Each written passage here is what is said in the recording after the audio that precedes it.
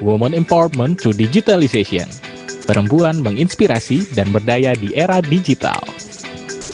Menghadirkan Angela Tanusudibyo, Wakil Menteri Pariwisata dan Ekonomi Kreatif Republik Indonesia. Gusti Kanjeng Ratu Hayu, Tepas Tando Yekti, Divisi IT dan Dokumentasi Keraton Yogyakarta. Haja Febrita Lustia Hermanderu, Ketua TPPKK Provinsi Sumatera Selatan.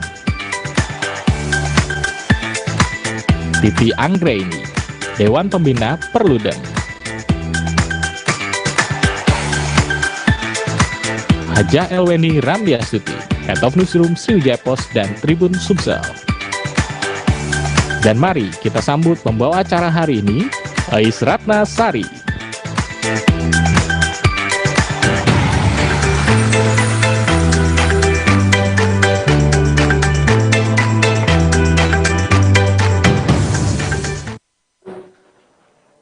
Assalamualaikum warahmatullahi wabarakatuh. Salam sejahtera untuk kita semua.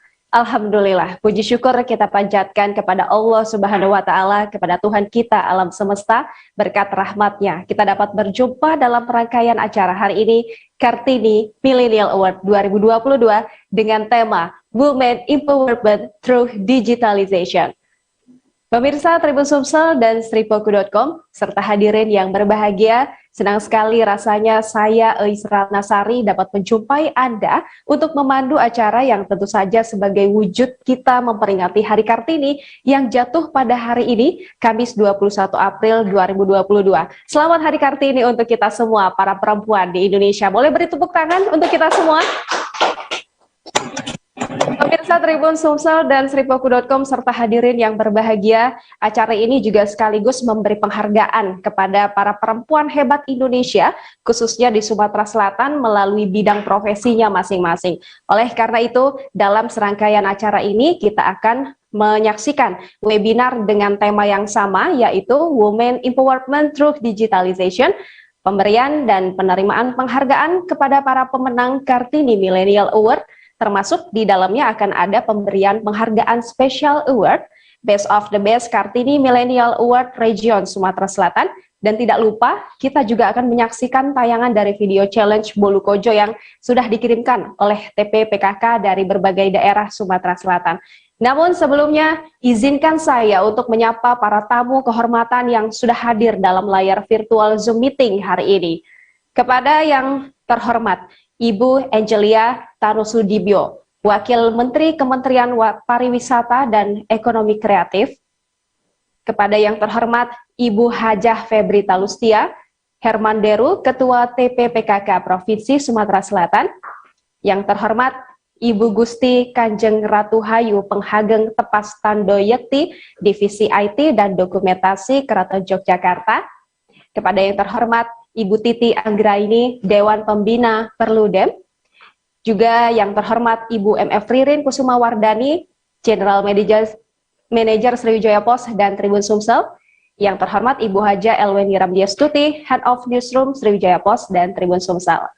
Dan kepada hadirin yang berbahagia yang sudah hadir di dalam Zoom meeting hari ini, tak lupa juga kami mengucapkan terima kasih kepada para sponsor yang sudah mendukung terselenggaranya acara hari ini. Terima kasih kami sampaikan kepada pemerintah Provinsi Sumatera Selatan, TPPKK Provinsi Sumatera Selatan, FKPI, Bank BNI, Laborina, Bank Mandiri, Universitas Bina Dharma, Safi Kosmetik, Bintang 7, Bank BRI, Bank Indonesia, Betadine, dan Wardah Kosmetik.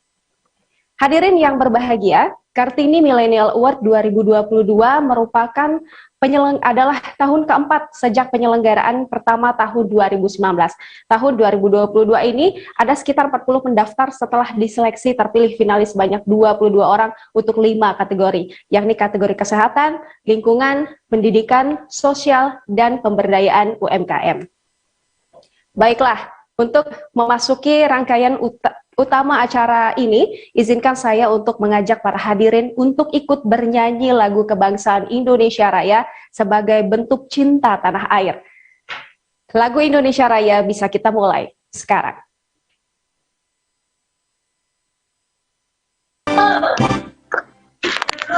mati loh.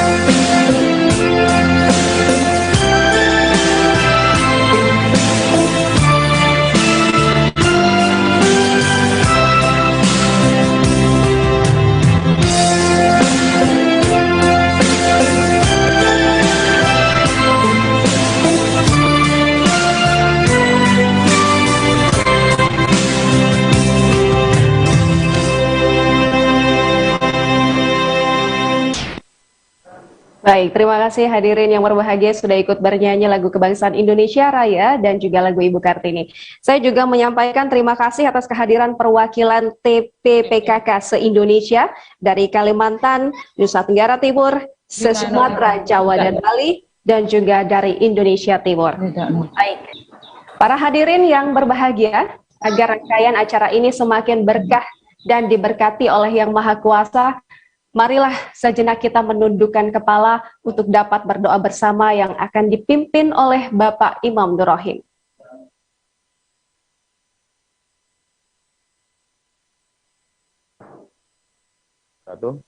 Marilah sejenak kita bersama-sama menundukkan kepala, bermunajat kepada Tuhan agar kegiatan kita pada hari ini diberkahi dan bisa berjalan dengan lancar. Bagi yang muslim akan saya pimpin, dimohon yang selainnya untuk menyesuaikan. Bismillahirrahmanirrahim.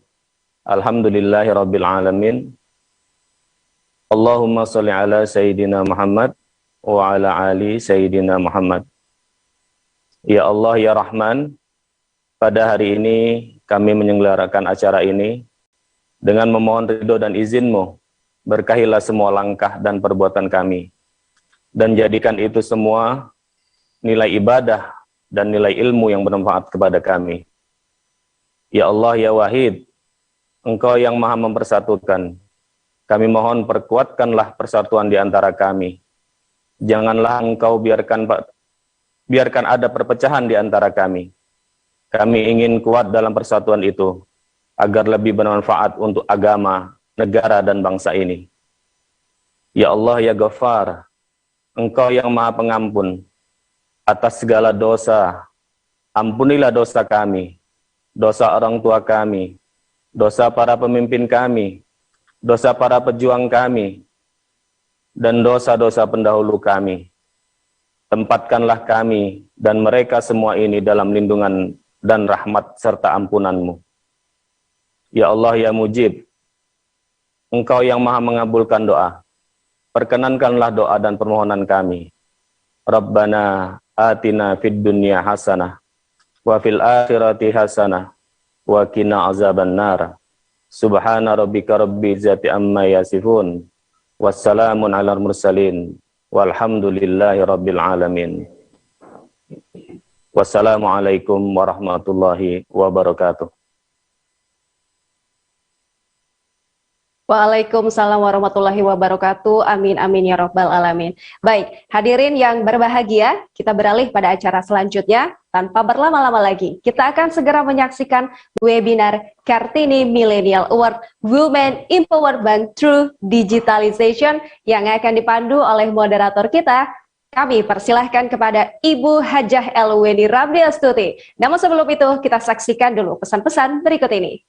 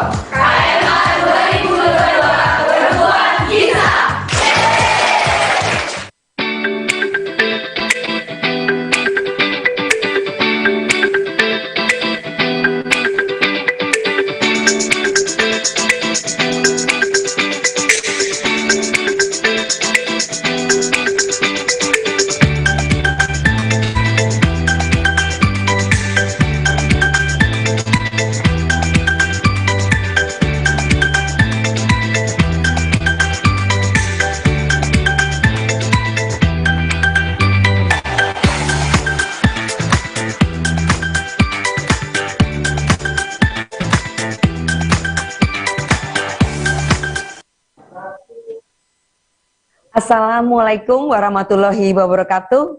Salam sejahtera untuk kita semua. Saya senang sekali bisa bertemu dengan ibu-ibu yang keren-keren, pada acara pada hari yang sangat spesial, yaitu kita merayakan bersama lahirnya emansipasi di Indonesia bagi kaum perempuan, tentu saja oleh Raden Ajeng Kartini. Kita sangat bangga kepada beliau dan saya kira pemikiran-pemikiran beliau sudah 150 tahun sekurangnya. Kalau kita melihat atau mencermati, Ibu R.A. Kartini lahir tahun 1879, berarti itu sudah 143 tahun. Tetapi pemikiran-pemikiran beliau sangat luar biasa dan kita sebagai perempuan Indonesia tentu saja sangat bersyukur karena berkat beliaulah akhirnya kita perempuan Indonesia bisa berdiri sejajar dengan kaum pria untuk bersama-sama bahu-membahu membangun negara ini, membangun negeri ini, mencerdaskan anak-anak kita. Sekali lagi, kita patut bersyukur dan kita beri tepuk tangan untuk semua yang hadir di sini pada ruang Zoom ini, pada webinar ini, dan kita bersama-sama akan menyimak apa saja pembicaraan, apa saja perbincangan dari tokoh-tokoh kita yang sudah hadir pada kegiatan ini. Baik, rasanya kalau kita belum tepuk tangan tuh kayaknya ada yang kurang, maka kita harus tepuk tangan untuk memberi semangat pada kita semua yang hadir di sini. Sebagai informasi, ibu-ibu perempuan-perempuan hebat di seluruh Indonesia, khususnya yang hadir pada webinar ini, acara ini direlay oleh jejaring kami, yaitu jejaring Tribun Network. Jadi ada sedikitnya di seluruh provinsi di tanah air, kabupaten, kota, karena portal kami, media kami sudah tersebar dari Papua sampai Aceh, dan kita patut berbangga karena kita semua berarti ingin mendapatkan informasi tentang apa saja yang menjadi topik kita hari ini, yaitu tentang pemberdayaan perempuan pada era digital. Nah, ibu-ibu sekalian, sebagai informasi juga, jadi acara ini sudah terselenggara atau diawali pada tahun 2019. Kami bekerja sama dengan tim penggerak PKK Sumatera Selatan yang diketuai oleh Ibu Hajah Febrita Lustia Hermanderu. Sambutannya sangat luar biasa, juga wakilnya yaitu Ibu Fauzia sangat luar biasa, sehingga acara ini bisa berlangsung sampai sekarang. Jadi ini adalah kolaborasi yang luar biasa dari tim penggerak PKK, dan kami selalu mengikutsertakan atau mengajak tim penggerak PKK di seluruh Sumatera Selatan untuk bersama-sama hadir di sini. Dan tadi saya mendengar dari MC kita bahwa ada dari Nusa Tenggara Timur, ada dari Kalimantan, ada dari Medan, dan sebagainya. Juga tentu saja ada dari Yogyakarta, Hadiningrat. Karena sudah hadir juga di ruang virtual ini, secara langsung adalah Ibu Gusti Kanjeng Ratu Hayu. Beliau saat ini sebagai penghageng Tepas Tando Yekti. Ini kalau ngomongnya salah-salah mohon maaf Ibu. Dan juga tentu ada beberapa narasumber lainnya. Kita akan menuju ke sana nanti, dan juga hadir di sini adalah para pemenang atau para finalis Kartini Millennials Award yang sudah kami selenggarakan beberapa hari yang lalu, sekira seminggu. Ada finalisnya semua hadir di sini, perempuan-perempuan muda, perempuan-perempuan hebat. Prestasinya itu sangat luar biasa. Ada guru di Pali, ada bidan di daerah pelosok, di daerah Musi Banyu Asin, ada perawat di Rumah Sakit Siloam, dan banyak sekali perempuan-perempuan muda yang sudah berkiprah untuk masyarakat. Baik, kita nanti akan umumkan juga siapa pemenangnya, tetapi yang pasti semua kalian pemenang. Dan ada juga nanti kami umumkan siapa sih pengirim atau video tentang membuat bolu kojo dari kabupaten kota, karena menarik sekali, kami baru saja menggelar pemecahan rekor muri pembuatan bolu kojo. Bolu kojo itu bagi teman-teman yang barangkali belum tahu dari dari daerah lain, itu adalah bolu yang hijau warnanya karena ada daun sujinya dan rasanya lemak nian. Baik, kita akan menuju ke webinar, tapi sebelumnya saya akan kembalikan dulu karena akan ada yang lewat berikut ini. Lebaran Bapak pulang kan? Gimana puasanya tadi? Yakin bisa dapat sebulan penuh? Yakin dong Pak. Biar semangat toh puasanya. Kalau lulus puasanya nih, Bapak hadiah sepeda. Gimana? Sepeda? Beneran Pak? Yeay! Bentar ya, Tip. Enggak, Pak. Yang ini 2 ya, Pak? Oh, iya. Duduk dulu, Mas, Mbak. Berita terkini, memasuki awal bulan Ramadan, masyarakat diimbau untuk tetap berjaga jaga serta menghindari. Sudah, Pak. Jadi berapa ya? 20.000. Oh, 20.000. Sebentar. Kembaliannya? Iya. Makasih ya, Pak ya. Sama Es dawetnya berapa, Pak?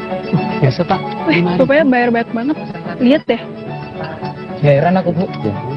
Udah lama loh nggak rame kayak gini. Ini loh Pak, lagi rame di sosmed. Mencintai Kamu tanpa siapa pamrih selalu menghasilkan sesuatu untuk dihargai. Seperti saat kamu mencintai rupiah dengan mengenal, merawat, dan menjaga.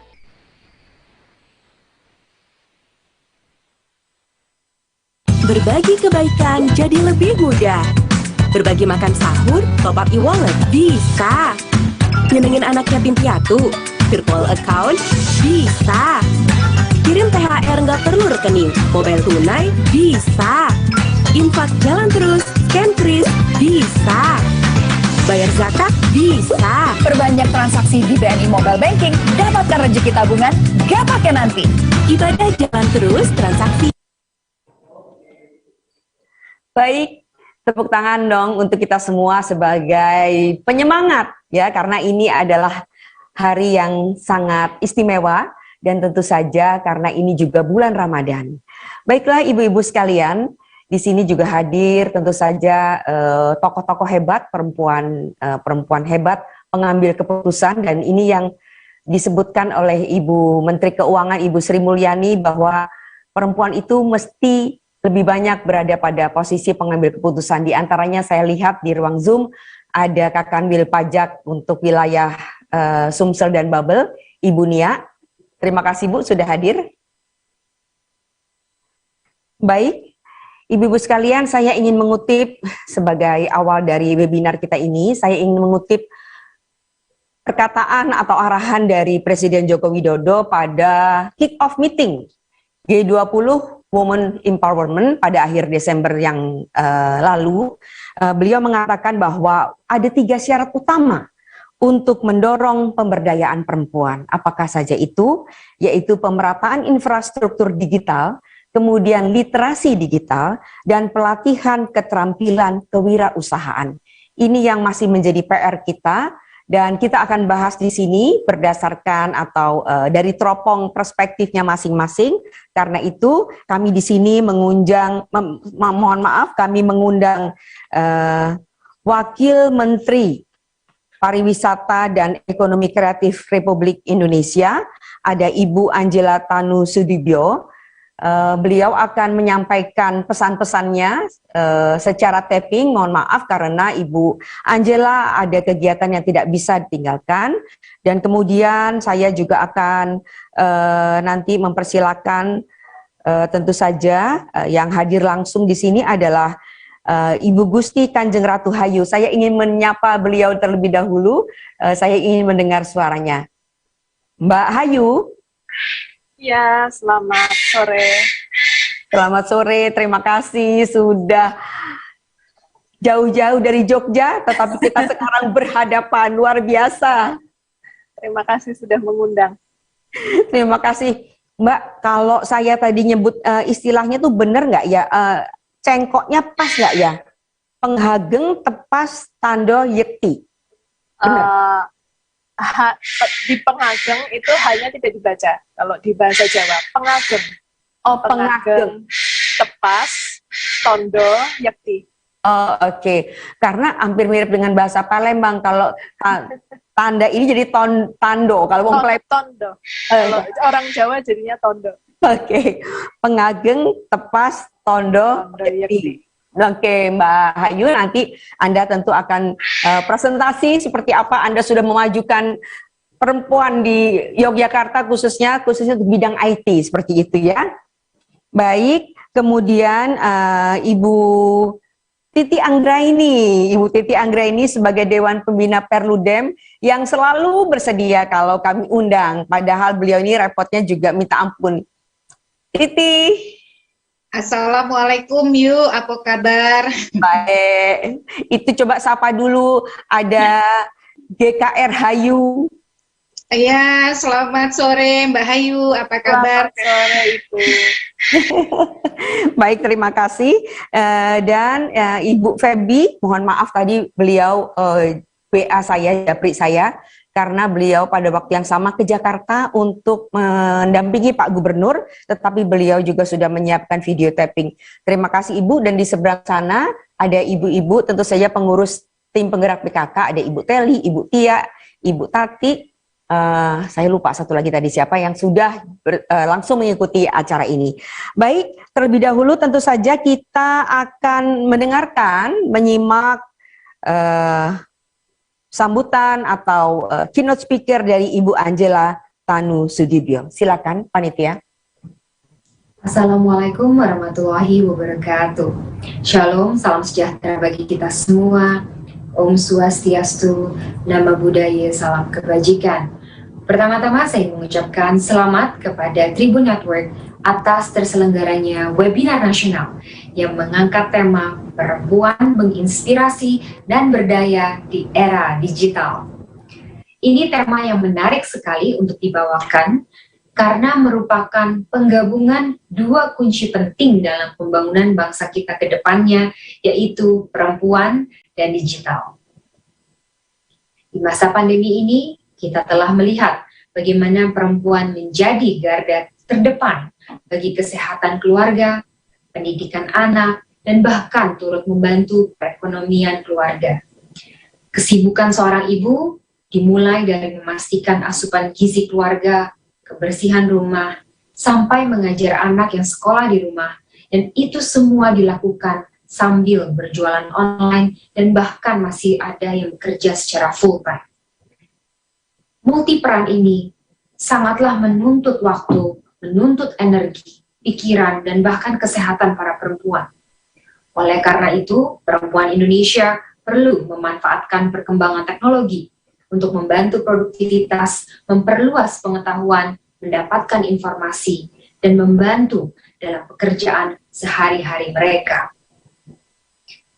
Hadirin sekalian, hari ini berkat teknologi, kita bisa konsultasi dokter secara online, kita bisa meeting secara online, kita bisa belajar hal-hal baru dengan kelas-kelas online. Kita juga dengan mudah bisa mendapatkan informasi dari hal yang kecil sampai hal yang besar, mulai dari resep masakan, penjelasan pelajaran matematika anak kita, sampai informasi terkini mengenai pandemi yang perlu kita waspadai bersama. Selain itu, yang tidak kalah penting, karena teknologi, hari ini kita bisa belanja dan berjualan secara online yang tentunya sangat membantu kita semua di saat pandemi terjadi. Hadirin sekalian, sepanjang tahun 2021, ekonomi digital Indonesia tumbuh sangat pesat. Laporan Ekonomi Southeast Asia 2021 menyebutkan sepanjang tahun 2020 dan paruh pertama 2021 terdapat peningkatan sebanyak 21 juta konsumen digital baru. Dan nilai GMV di Indonesia juga diperkirakan mencapai 70 miliar US dollar dengan pertumbuhan year on year sebesar 49%. Selain itu, Kementerian Perdagangan Republik Indonesia telah memprediksi ekonomi digital Indonesia akan tumbuh menjadi 4.531 triliun rupiah di tahun 2030 dengan sektor e-commerce menjadi pendorong utama. Nah, melihat pertumbuhan ekonomi digital di Indonesia dan potensi ke depannya, perempuan Indonesia perlu turut aktif berperan dalam meningkatkan literasi dalam memanfaatkan kemajuan teknologi. Apalagi separuh penduduk Indonesia adalah perempuan. Apalagi perempuan sangat berperan penting dalam pembentukan generasi yang akan datang. Apalagi 64,5% UMKM di Indonesia dikelola oleh perempuan, yang dimana kita ketahui bersama UMKM adalah tulang punggung ekonomi di di tanah air kita tercinta. Hadirin sekalian, teknologi akan terus berkembang. Hari ini kita sudah melihat permodalan jenis baru seperti fintech. Ada pula hyper-targeting marketing atau promosi yang lebih customized. Dan juga penggunaan analisa big data yang bisa memberikan insight dan prediksi market yang lebih produktif, lebih efisien bagi usaha kita.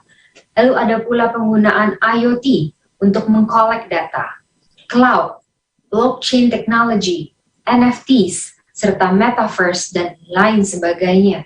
Dan saya ingatkan sekali lagi, teknologi akan terus berkembang, sehingga literasi digital ini menjadi sangat krusial. Bukan hanya di kota besar, tapi sampai ke pelosok negeri agar pemerataan ekonomi bisa terjadi. Dalam hal ini, Kemenparekraf terus berkomitmen untuk mendukung pengembangan SDM dengan program upskilling, reskilling, dan entrepreneurship di sektor parekraf. Selain itu, program onboarding dan pendampingan usaha ke platform digital juga kami lakukan agar membantu para pelaku usaha beradaptasi dengan pemanfaatan teknologi dan menjadi siap berkompetisi di era digital. Kami juga mendukung para pelaku usaha dalam pelatihan manajemen bisnis, khususnya dalam manajemen finansial, fasilitasi akses permodalan, serta fasilitasi perlindungan HKI sebagai kendala utama bagi pelaku usaha ekonomi kreatif. Namun, hari ini kita sedang berpacu dengan waktu. Dan untuk mewujudkan perempuan berdaya di era digital, perlu peran serta berbagai pihak. Untuk itu, saya sangat mengapresiasi webinar nasional yang diselenggarakan oleh tim penggerak PKK Provinsi Sumatera Selatan yang bekerja sama dengan Sriwijaya Post dan Tribun Sumsel sebagai bentuk yang nyata untuk memacu semangat perempuan Indonesia dalam berinovasi, berkolaborasi, dan beradaptasi dengan teknologi. Saya yakin dengan meningkatkan literasi digital bagi perempuan, keluarga Indonesia akan semakin sejahtera. Wassalamualaikum warahmatullahi wabarakatuh. Om Santi, Santi, Santi, Om.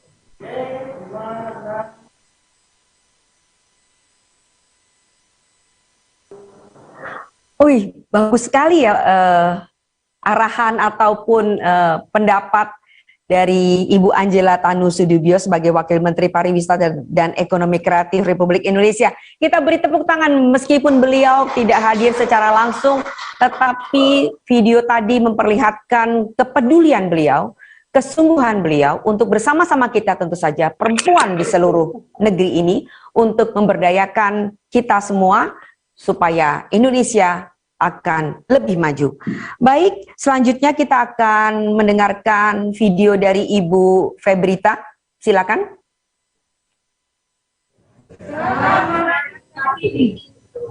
Perempuan berdaya Indonesia maju. Sumsel maju untuk semua. Assalamualaikum warahmatullahi wabarakatuh. Salam sejahtera bagi kita semua. Alhamdulillah, puji dan syukur kita panjatkan kepada Allah Subhanahu wa Ta'ala. Pada kesempatan yang diberikan pada hari ini, kita dapat berkumpul dalam kegiatan virtual memperingati Hari Kartini tahun 2022. Kita tahu perjuangan Raden Ajeng Kartini sebagai pahlawan Indonesia telah menjadi inspirasi untuk terus berkarya walau dengan berbagai profesi bagi perempuan Indonesia. Tepat hari ini adalah hari kelahiran R.A. Kartini. Tidak ada salahnya di momen kelahiran beliau ini, kita para wanita Indonesia tetap menggaungkan apa yang telah menjadi perjuangan beliau di masa sekarang. Bahwa untuk menjadi perempuan yang maju, kita harus punya kemauan, harus punya cita-cita, tidak mudah menyerah, dan harus mandiri. Apalagi di era digital sekarang. Hak perempuan sudah setara dengan hak kaum laki-laki, tanpa meninggalkan kodrat sebagai perempuan. Badan Pusat Statistik memprediksi kita akan menghadapi bonus demografi, ialah di mana kondisi penduduk yang berusia produktif jauh lebih besar dibanding penduduk yang tidak lagi produktif. Tentunya ini akan menjadi tantangan bagi perempuan di era digital. Apalagi selama ini masih banyak masyarakat yang memandang sebelah mata kemampuan perempuan dalam memperkuat ekonomi keluarga. Padahal perempuan Indonesia saat ini memiliki peran yang sangat penting dalam memperkuat ekonomi nasional. Maka dari itu, kita sebagai perempuan Indonesia tidak boleh menutup mata, namun tetap harus bijaksana dalam menghadapi perubahan digital yang pesat. Karena era digital saat ini memberikan banyak sekali kesempatan bagi perempuan untuk meningkatkan kesejahteraan keluarga, bahkan untuk skala yang lebih besar. Demikian dari saya, semoga kita selalu semangat untuk menjadi perempuan Indonesia yang maju. Selamat Hari Kartini bagi seluruh perempuan di Indonesia. Wabillahi taufik wa hidayah. Wassalamualaikum warahmatullahi wabarakatuh. Assalamualaikum warahmatullahi wabarakatuh. Tadi Ibu Feby mengingatkan kita perempuan harus tahu mau kita. Jangan kita kemudian tidak tahu, kalau mau itu kan berarti kenal ya pada diri sendiri. Harus mau, harus terus berjuang, berlatih untuk menambah tentu saja skill, seluruh kemampuan yang ada pada diri kita. Karena perempuan pasti banyak sekali punya potensi. Kita beri tepuk tangan untuk Ibu Feby. Baik ibu-ibu sekalian, karena ini bapaknya cuma sedikit, saya menyebutnya belakangan. Ibu-ibu dan bapak sekalian peserta webinar, kini kita tentu saja saatnya untuk mendapatkan pencerahan dari Gusti Kanjeng Ratu Hayu. Saya akan membacakan terlebih dahulu biofile atau CV beliau karena ini prestasinya banyak sekali. Beliau adalah putri keempat Sri Sultan Hamengkubuwono ke-10 dari Keraton Ngayogyakarta Hadiningrat. Gusti Hayu dari kecil syarat prestasi dan juga Gusti Hayu, ini saya surprise sekali karena ternyata Gusti Hayu ini adalah penerima beasiswa LPDP angkatan pertama. LPDP itu adalah lembaga pengelolaan dana pendidikan yang dikelola oleh Kementerian Keuangan Republik Indonesia. Dan Mbak Hayu adalah lulusan Master Administrasi Bisnis Universitas Fordham, New York, Amerika Serikat. Dan saat ini beliau memimpin divisi Tepas Tondo Yekti yang berfungsi seperti Kominfo untuk di Keraton Yogyakarta yang membuat perubahan pada transformasi digital untuk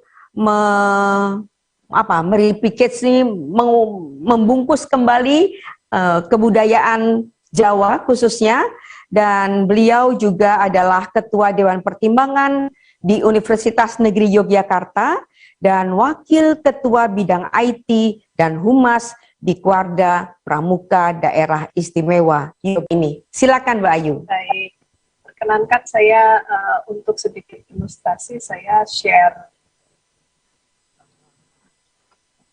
Kok saya nggak bisa share screen ya?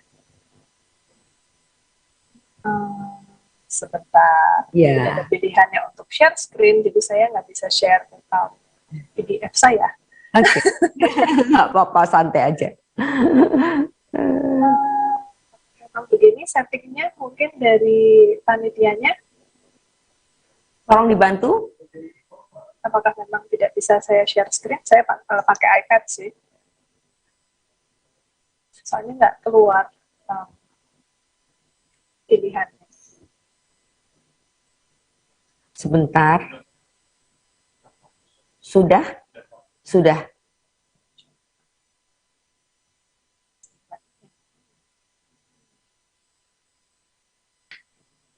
Kadang ini dia teknologi itu tidak membantu. Mbak Ayu. Yang ada malah semakin bikin pusing. Nggak apa-apa. Pak. Ya. Gimana ini jadinya? pakai ID yang lain, pakai akun lain, barangkali mungkin bisa. Oke, kalau begitu apakah saya boleh mungkin giliran yang lain dulu? Boleh. Saya coba settle ini ya. Siap. Maaf sekali. Nggak apa-apa. Oke, baik. Sambil kita menunggu kesiapan dari Ibu Gusti Hayu, kita tentu akan ke Mbak Titi. Mbak Titi Anggraini ini perempuan asal Basemah, Lahat. Dan peran beliau khususnya di dunia politik di Indonesia itu sangat luar biasa. Saya ingin tahu nih bagaimana Mbak Titi melihat perjuangan R.A. Kartini, mengapa bisa beyond melampaui zamannya, dan kemudian mengapa nilai-nilai itu tidak lekang oleh waktu. Silakan Mbak Titi. Iya, terima kasih Ibu Weni. Assalamualaikum warahmatullahi wabarakatuh. Saya senang sekali balik dusun lagi, pulang kampung ke Sumatera Selatan, kampung saya. Mbak Hayu, saya juga sering berinteraksi dengan Ibu GKR Ratu Hemas yang juga punya banyak kepedulian soal penguatan keterwakilan perempuan. Saya ingin mulai mengapa perempuan itu punya resiliensi, Ibu Weni ya. Daya tahan. Ya, punya resiliensi atau daya tahan. Karena memang orientasinya itu adalah kemanusiaan. Makanya kemudian kalau kita lihat bagaimana kiprah perempuan di masyarakat kita, selalu di lingkungan terdekat ya, intensitasnya itu dekat dengan hal-hal yang berkaitan kepentingan orang banyak, lalu orientasi pada program-program yang berdampak besar pada lingkungan, seperti contoh ya, Posyandu, majelis taklim, itu kan sebenarnya majelis-majelis kajian. Itu dalam konteks yang sempit, yang sederhana begitu, walaupun dampaknya itu sangat besar. Jadi memang ketika bicara perempuan, itu bicara soal keberpihakan dan orientasi pada kemanusiaan. Nah, karena dia berorientasi pada kemanusiaan, dia terus mencari untuk mendapatkan hal-hal yang baru, dan mendapatkan hal-hal yang memberikan tantangan begitu. Dan sesuai dengan bidang saya misalnya ya, Ibu Weni, kita ini akan segera menuju 2024. Ini kita bicara soal milenial dan teknologi digital. 2024 kalau kita lihat konfigurasi politik dan demokrasi kita, itu sesungguhnya adalah tahunnya para milenial. Karena berdasarkan sensus tahun 2020 menyebutkan bahwa 25,87% populasi Indonesia itu milenial. Itu belum ditambah dengan yang Gen Z, belum ditambah dengan yang kelompok Gen X. Gen X itu seperti saya, yang selenial, sedikit di atas milenial begitu. Nah, kalau dengan karakter tadi ya, perempuan selalu memelihara rasa ingin tahunya, keberpihakan dan orientasinya pada nilai-nilai kemanusiaan, maka kita akan optimis. Apalagi di tengah misalnya teknologi digital yang memberikan akses kita lebih baik pada informasi dan kemudian membuat kita lebih bisa menjangkau banyak hal dari sisi pendidikan, bisnis, ekonomi, dan seterusnya, peluang, kesempatan. Saya percaya bahwa resiliensi perempuan itu juga akan berkontribusi pada resiliensi kita sebagai bangsa dan juga resiliensi ketahanan kita dalam berdemokrasi begitu.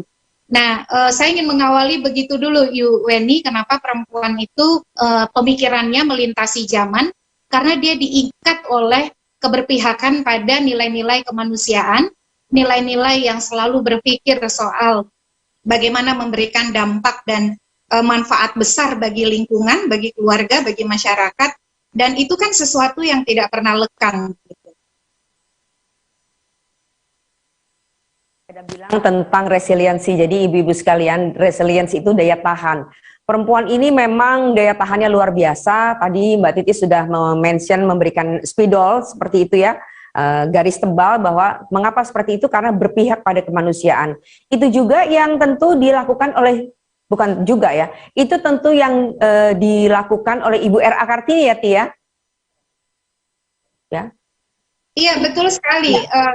Bagaimana kemudian kalau kita lihat karakter beliau ini kan, usia yang muda, berada dalam lingkungan kultural yang sebenarnya tidak terlalu mendukung, tapi karena orientasi pada humanisme tadi, dia mencari cara, dan caranya itu adalah pendidikan gitu, dan pendidikan yang kemudian membuat imaji dia soal perempuan modern. Kalau bahasa dia itu kan di dalam salah satu suratnya dia bicara bagaimana dia membayangkan perempuan modern itu sebagai gadis yang bekerja tidak hanya untuk kebahagiaan dirinya saja, tetapi juga berjuang untuk masyarakat luas, bekerja demi kebahagiaan banyak sesama manusia. Itu ditulisnya di dalam surat-surat Kartini yang dibukukan oleh Sulastin Sutrisno. Jadi ini yang saya kira menjadi hal yang patut kita teladani dari Kartini, keberpihakannya kepada humanisme, nilai-nilai kemanusiaan. Dia berpikir bukan hanya kebahagiaan untuk dirinya, tapi juga kebahagiaan untuk masyarakat luas dan demi kebahagiaan banyak sesama manusia, dan itu pintu masuknya adalah pendidikan. Jadi bagaimana pendidikan menjadi jembatan untuk merealisasikan kebahagiaan bagi banyak orang, dan kiprah bagi kita yang lebih bermanfaat tentu saja melampaui lingkup-lingkup kecil kita. Kira-kira begitu, Weni. Oke, baik, Mbak Titi. Oke, apakah Bu Hayu sudah bisa lanjut?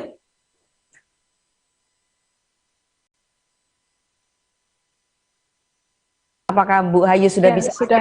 Oke, Mbak Titi, kita keep sebentar. Terima kasih tadi sudah mengawali diskusi ini dengan sangat menarik. Semoga menjadi pembelajaran buat ibu-ibu semua yang hadir pada ruang Zoom ini. Baik, Bu Hayu, silakan untuk memberikan presentasinya. Oke, coba ya. Semoga kali ini tidak seperti tadi lagi. Memang kalau digital. Ya, janjinya sih memang ini juga tetap tidak bisa. Oke, sebentar kita coba. Bisa tadi sepertinya panitia bisa, boleh deh ya. Kami yang share aja. Ya, maafkan saya. Apa-apa. Ya, silakan. Oke, baik. Mungkin jadi kalau boleh share, memang ini nanti kalau saya kelamaan ngomongnya tolong di stop ya. Ya. Jadi mungkin sebagai bayangan kalau di di keraton itu kan karena institusinya sudah ratusan tahun ya, jadi dulu negara sendiri. Nah, tapi biasanya yang boleh next yang digitalisasi atau menggambar kondisi keraton itu adalah antara orang Eropa yang lagi di keraton atau para pangeran yang punya hobi foto gitu. Iya. Jadi tidak terkumpulkan jadi satu gitu. Kalau boleh next, ini memang sebenarnya agak aku mau cepetin aja sih. Ya. Jadi sejarahnya keraton nggak usah lah ya. Lanjut. Ini mundur Mas Ri kayaknya. Maju, next.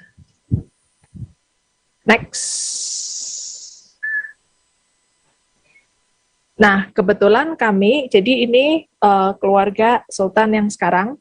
Ya. Jadi kalau dulu anaknya tuh berpuluh-puluh gitu kan, istrinya lebih dari satu, anaknya berpuluh-puluh. Jadi ayah saya ini 22 bersaudara. 22 bersaudara. Yang sebelumnya lagi dari era Hamengkubuwono ke-8 itu anaknya ada yang laki ada 20 sekian, yang perempuan juga ada 20 sekian. Jadi sudah bisa dibayangkan. Ya. Oke, next.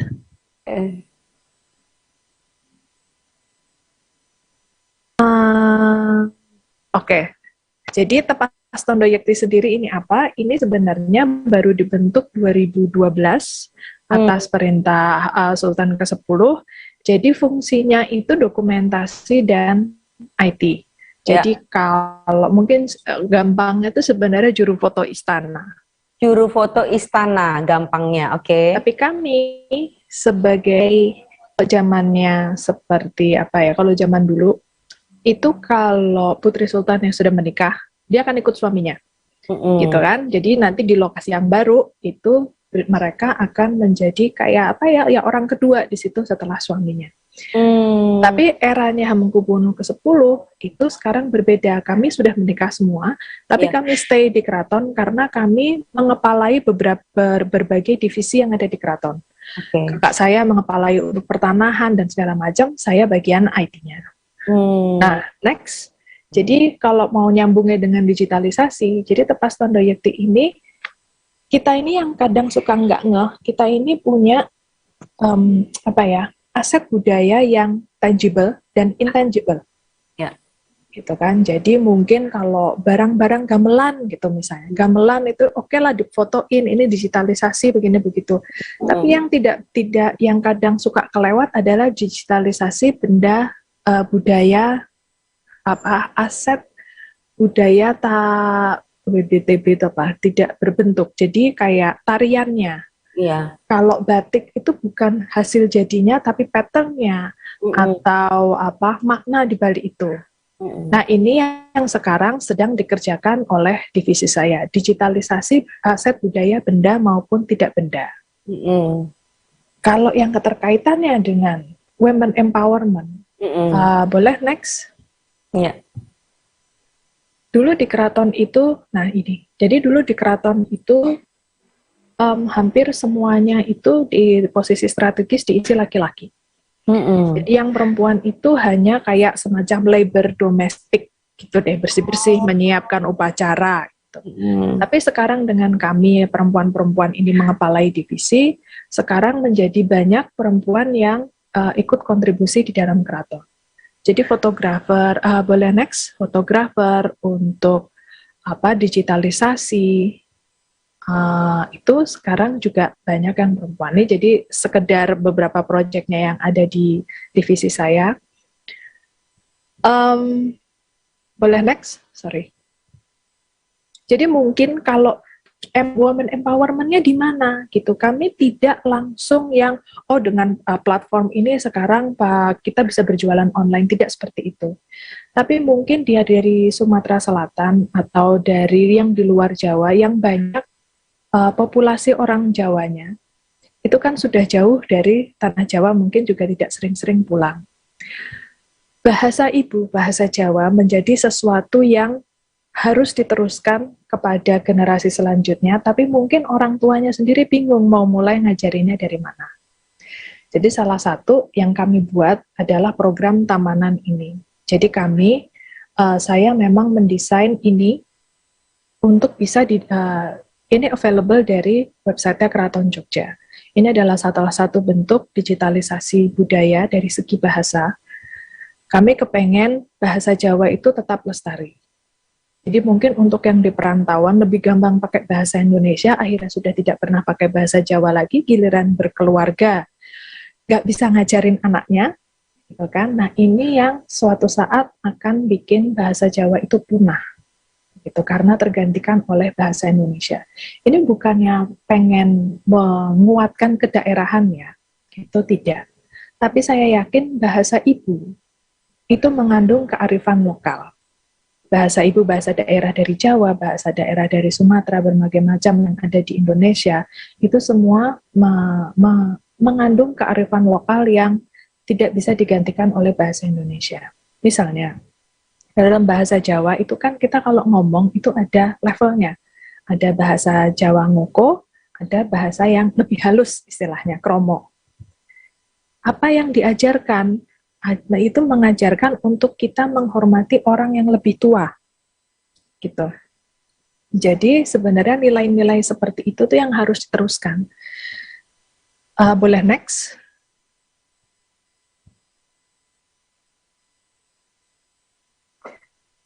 Jadi kenapa ini kami juga, aku berpendapat bahwa ini juga women empowerment adalah salah satunya itu. Jadi kita sebagai orang tua itu berkewajiban untuk meneruskan kearifan lokal. Mungkin kalau tradisi dan budaya itu bisa berubah seiring zaman. Tapi untuk filosofi daerah kearifan lokal itu yang tidak akan berganti. Adalah sebuah tugas kita untuk meneruskan bahasa daerah ke generasi selanjutnya. Jadi kami berharap dengan ini para ibu-ibu ini tinggal di print, sudah ada audio pronunciation-nya di websitenya. Tuh. Jadi ini kami harapkan bisa membantu para ibu-ibu atau guru untuk mengajarkan bahasa Jawa dengan penulisan yang benar ke generasi selanjutnya. Boleh next? Ya, kalau nanti ngomongin challenges itu banyak ya, nanti mungkin bisa dibahas nanti saja. Saya lupa, kayaknya sudah cukup itu saja. Boleh next lagi. Sepertinya kalau keterkaitannya dengan, ya. Jadi dengan kami berharap dengan adanya digitalisasi ini kan sekarang ada online library, ada dalam persiapannya sendiri, kami berharap women empowerment yang di keraton itu jadi banyak tenaga yang bekerja untuk keraton itu yang perempuan. Karena perspektif kita dengan yang laki-laki itu berbeda. Begitu. Jadi mungkin itu dari sisi internal, untuk dari sisi eksternal saya harapkan ini bisa bermanfaat untuk para ibu-ibu sekalian. Ini perkataan Ngarsa Dalem, Sri Hamengkubuwono ke-10, yang saya pegang sampai sekarang, bahwa modernisasi itu bukan berarti westernisasi. Kita bisa modern tanpa meninggalkan kearifan lokal atau ajaran yang sudah ditinggalkan oleh para leluhur kita. Sekian sih dari saya kurang lebih. Baik, terima kasih Mbak Ayu, penjelasannya sangat menarik ya, simple, padat, tapi membuat hati tersentuh. Kulo nggih tesih saged sekecil bahasa Jawa. Tapi saya sudah berapa ya, dari tahun 88 di Palembang, lah jadi wong Palembang. Tapi akar Jawa. Ya, memang itu salah satu challenge saya, itu kan memang tidak bisa dihindari ya. Begitu juga ke waktu saya di luar negeri pun, banyak di sana orang-orang Jawa, kadang tinggal 1/16 Indonesia gitulah. Tapi mereka masih kepingin keluarga eyang saya tuh dari mana sih gitu. Tapi mereka tidak bisa menemukan yang sumber yang pas gitu. Misalnya pengen belajar nari Jawa, kan saya sering juga ditanya, saya pengen belajar nari Jawa. Nah, sekarang kami dari Keraton Jogja bikin tutorialnya, kita muat di YouTube, jadi budaya itu bisa terus lestari, mau yang belajar juga dari luar Jawa. Oke, menarik sekali ya Mbak Hayu, ini luhur ya, apa yang dilakukan oleh Ibu GKR Hayu ini luhur, karena ingin terus melestarikan kearifan lokal, dan jangan sampai punah, itu bahaya. Kita Mbak Ayu interaksi aja ya dengan Mbak Titi, karena sebagai perempuan Basemah tentu beda nih tipikalnya dengan perempuan Jawa ya. Kita ingin melihat dari berbagai perspektif, terutama mumpung ini memperingati Hari Kartini. Mbak Titi, apakah Anda masih di tempat? Ya, yuk, siap monitor. Ya. Jadi tadi Anda tentu sudah mendengarkan apa penjelasan dari Ibu Hayu. Kalau wong betino, jadi Mbak Hayu, orang Sumatera Selatan tuh unik. Kalau bilang perempuan tuh betino. Sementara kalau bagi orang Jawa, betino itu kan sebutan untuk hewan seperti itu ya. Nah, kita ingin bahas atau kita ingin diskusikan sebentar dengan Mbak Titi, bagaimana Anda melihat pelestarian budaya Sumatera Selatan, mengapa belum bisa seperti Jawa, dan apa yang bisa inspirasi yang bisa diambil dari penjelasan dari Ibu GKR Hayu tadi. Silakan.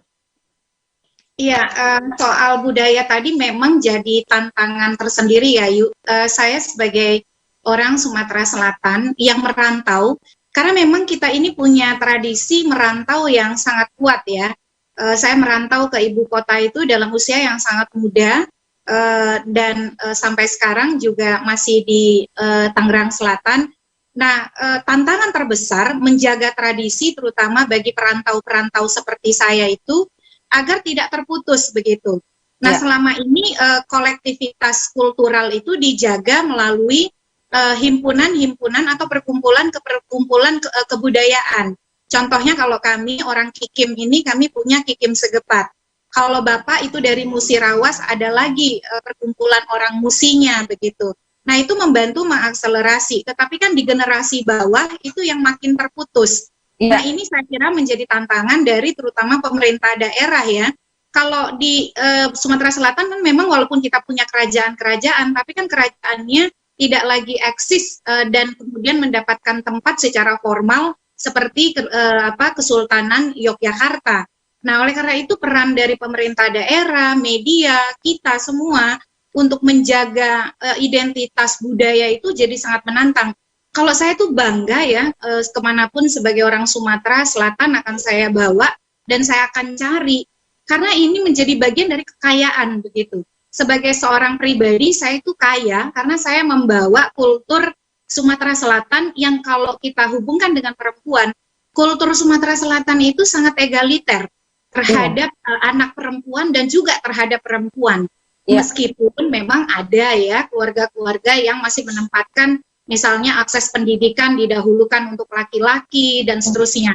Tapi kebanyakan yang saya temui di lingkungan saya, masyarakat perempuan Sumatera Selatan itu merupakan masyarakat yang outspoken, yang bisa mengekspresikan pikirannya dan bisa bicara, menyampaikan apa yang dia pikirkan.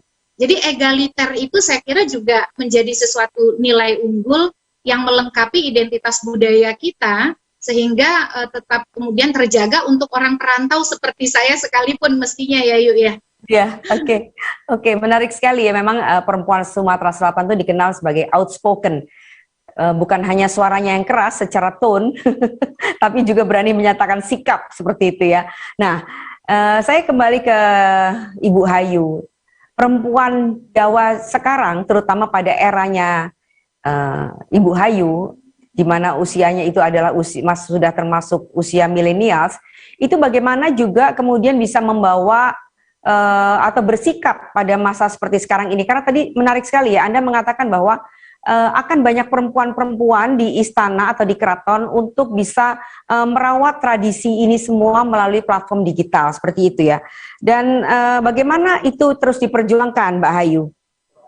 Oh ya, baik. Jadi kan memang kalau di Jawa itu ya at least saya ngomongnya tentang Keraton Jogja ya. Kan kalau Keraton Jogja itu institusi yang sudah terkenal bahwa istilahnya yang perempuan itu di nomor 2-kan lah gitu. Sebab sebenarnya yang tidak disadari adalah dari dulu we are the one who runs the palace gitu. Jadi semua urusan istana itu yang menyelesaikan perempuan secara internal. Jadi persiapan upacara adat itu semua dilakukan. Nah, nanti kalau keluar dari istana baru itu yang bawa laki-laki.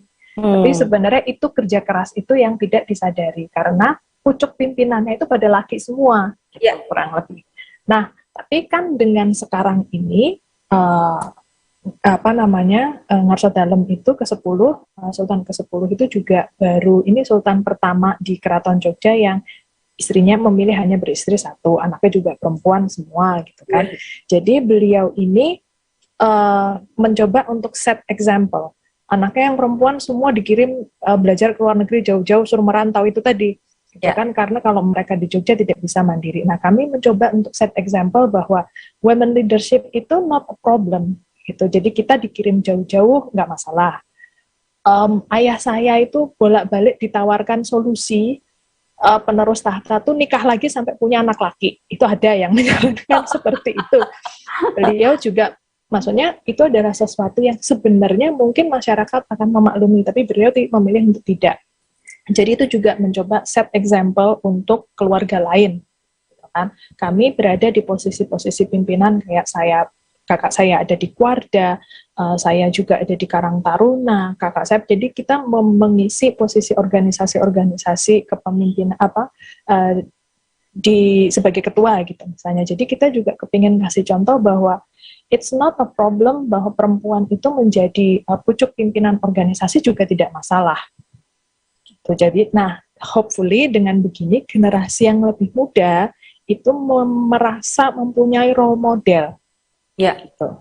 Karena biar bagaimanapun masih cukup banyak yang curhat ke saya gitu kan.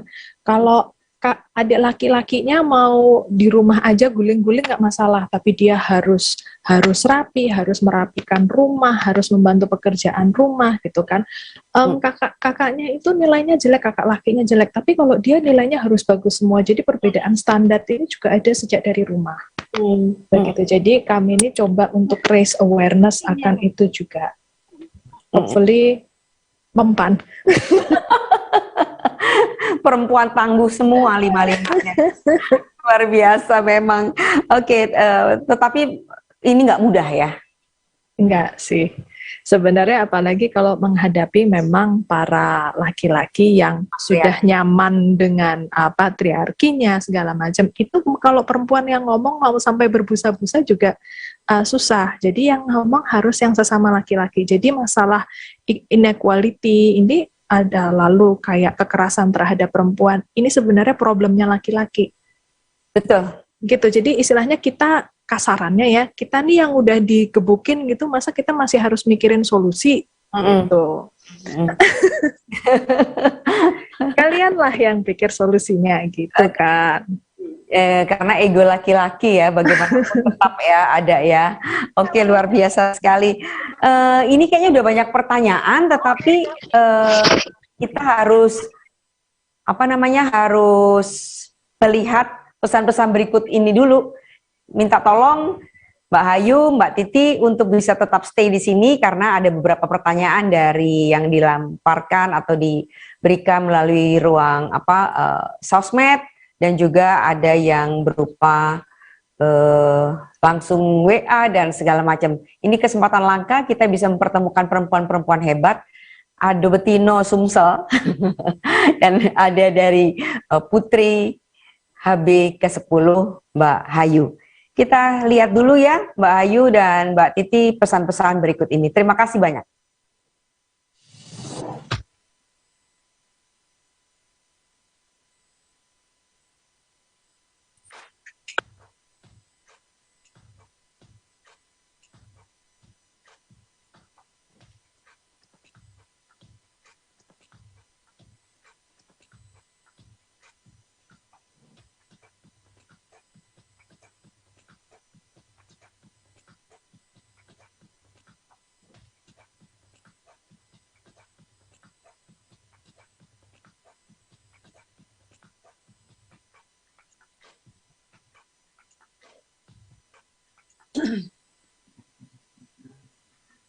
Emang enak minyak, Pak.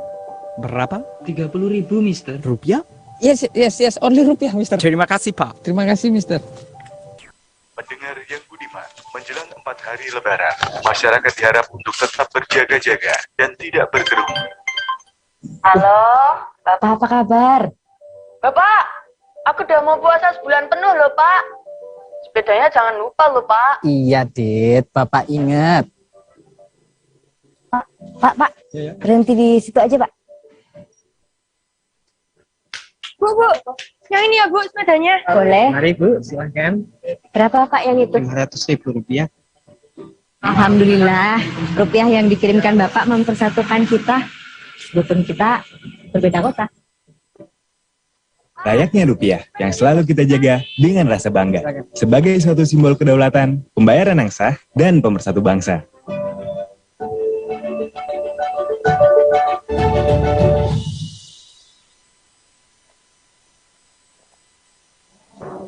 Oke, kita ketemu lagi, kita masuk lagi pada ruang Zoom. Tadi ada pesan-pesan yang mau lewat. Saya akan menyapa Ibu Julina Muhammad Pagi, Ketua PKK Kabupaten Mempawah. Mempawah ini kalau nggak salah di Kalimantan ya. Kalimantan ini Kalimantan mana nih? Ayo, Pontianak ya. Oke, Ibu terima kasih sudah hadir. Jadi Ibu ini berarti Ketua Tim Penggerak PKK berarti istri Bupati Mempawah. Betul ya Bu ya? Baik, terima kasih.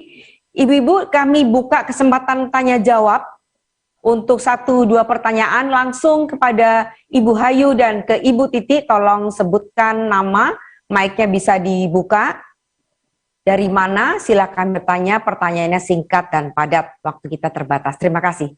Kita buka pertanyaan pertama.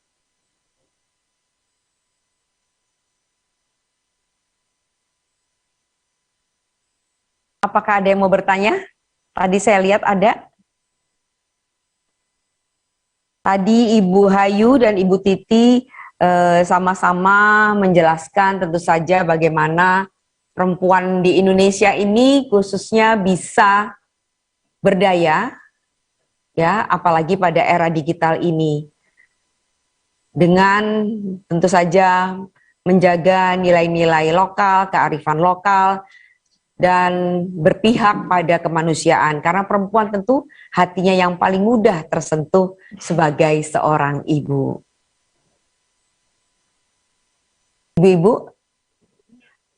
Ibu Nia, beliau adalah Kakanwil Pajak untuk wilayah Sumsel dan Babel.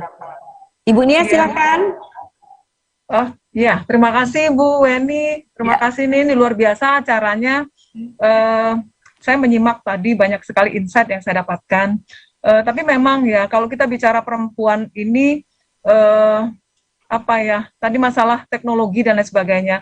Kalau kita lihat dari internasional saja gitu ya, perspektif internasional, kita lihat Global Economic Forum menyatakan bahwa di tahun 2021 itu kita masih di antara 156 negara itu kita nomor 101 kalau saya tidak salah, gap indeks kesenjangan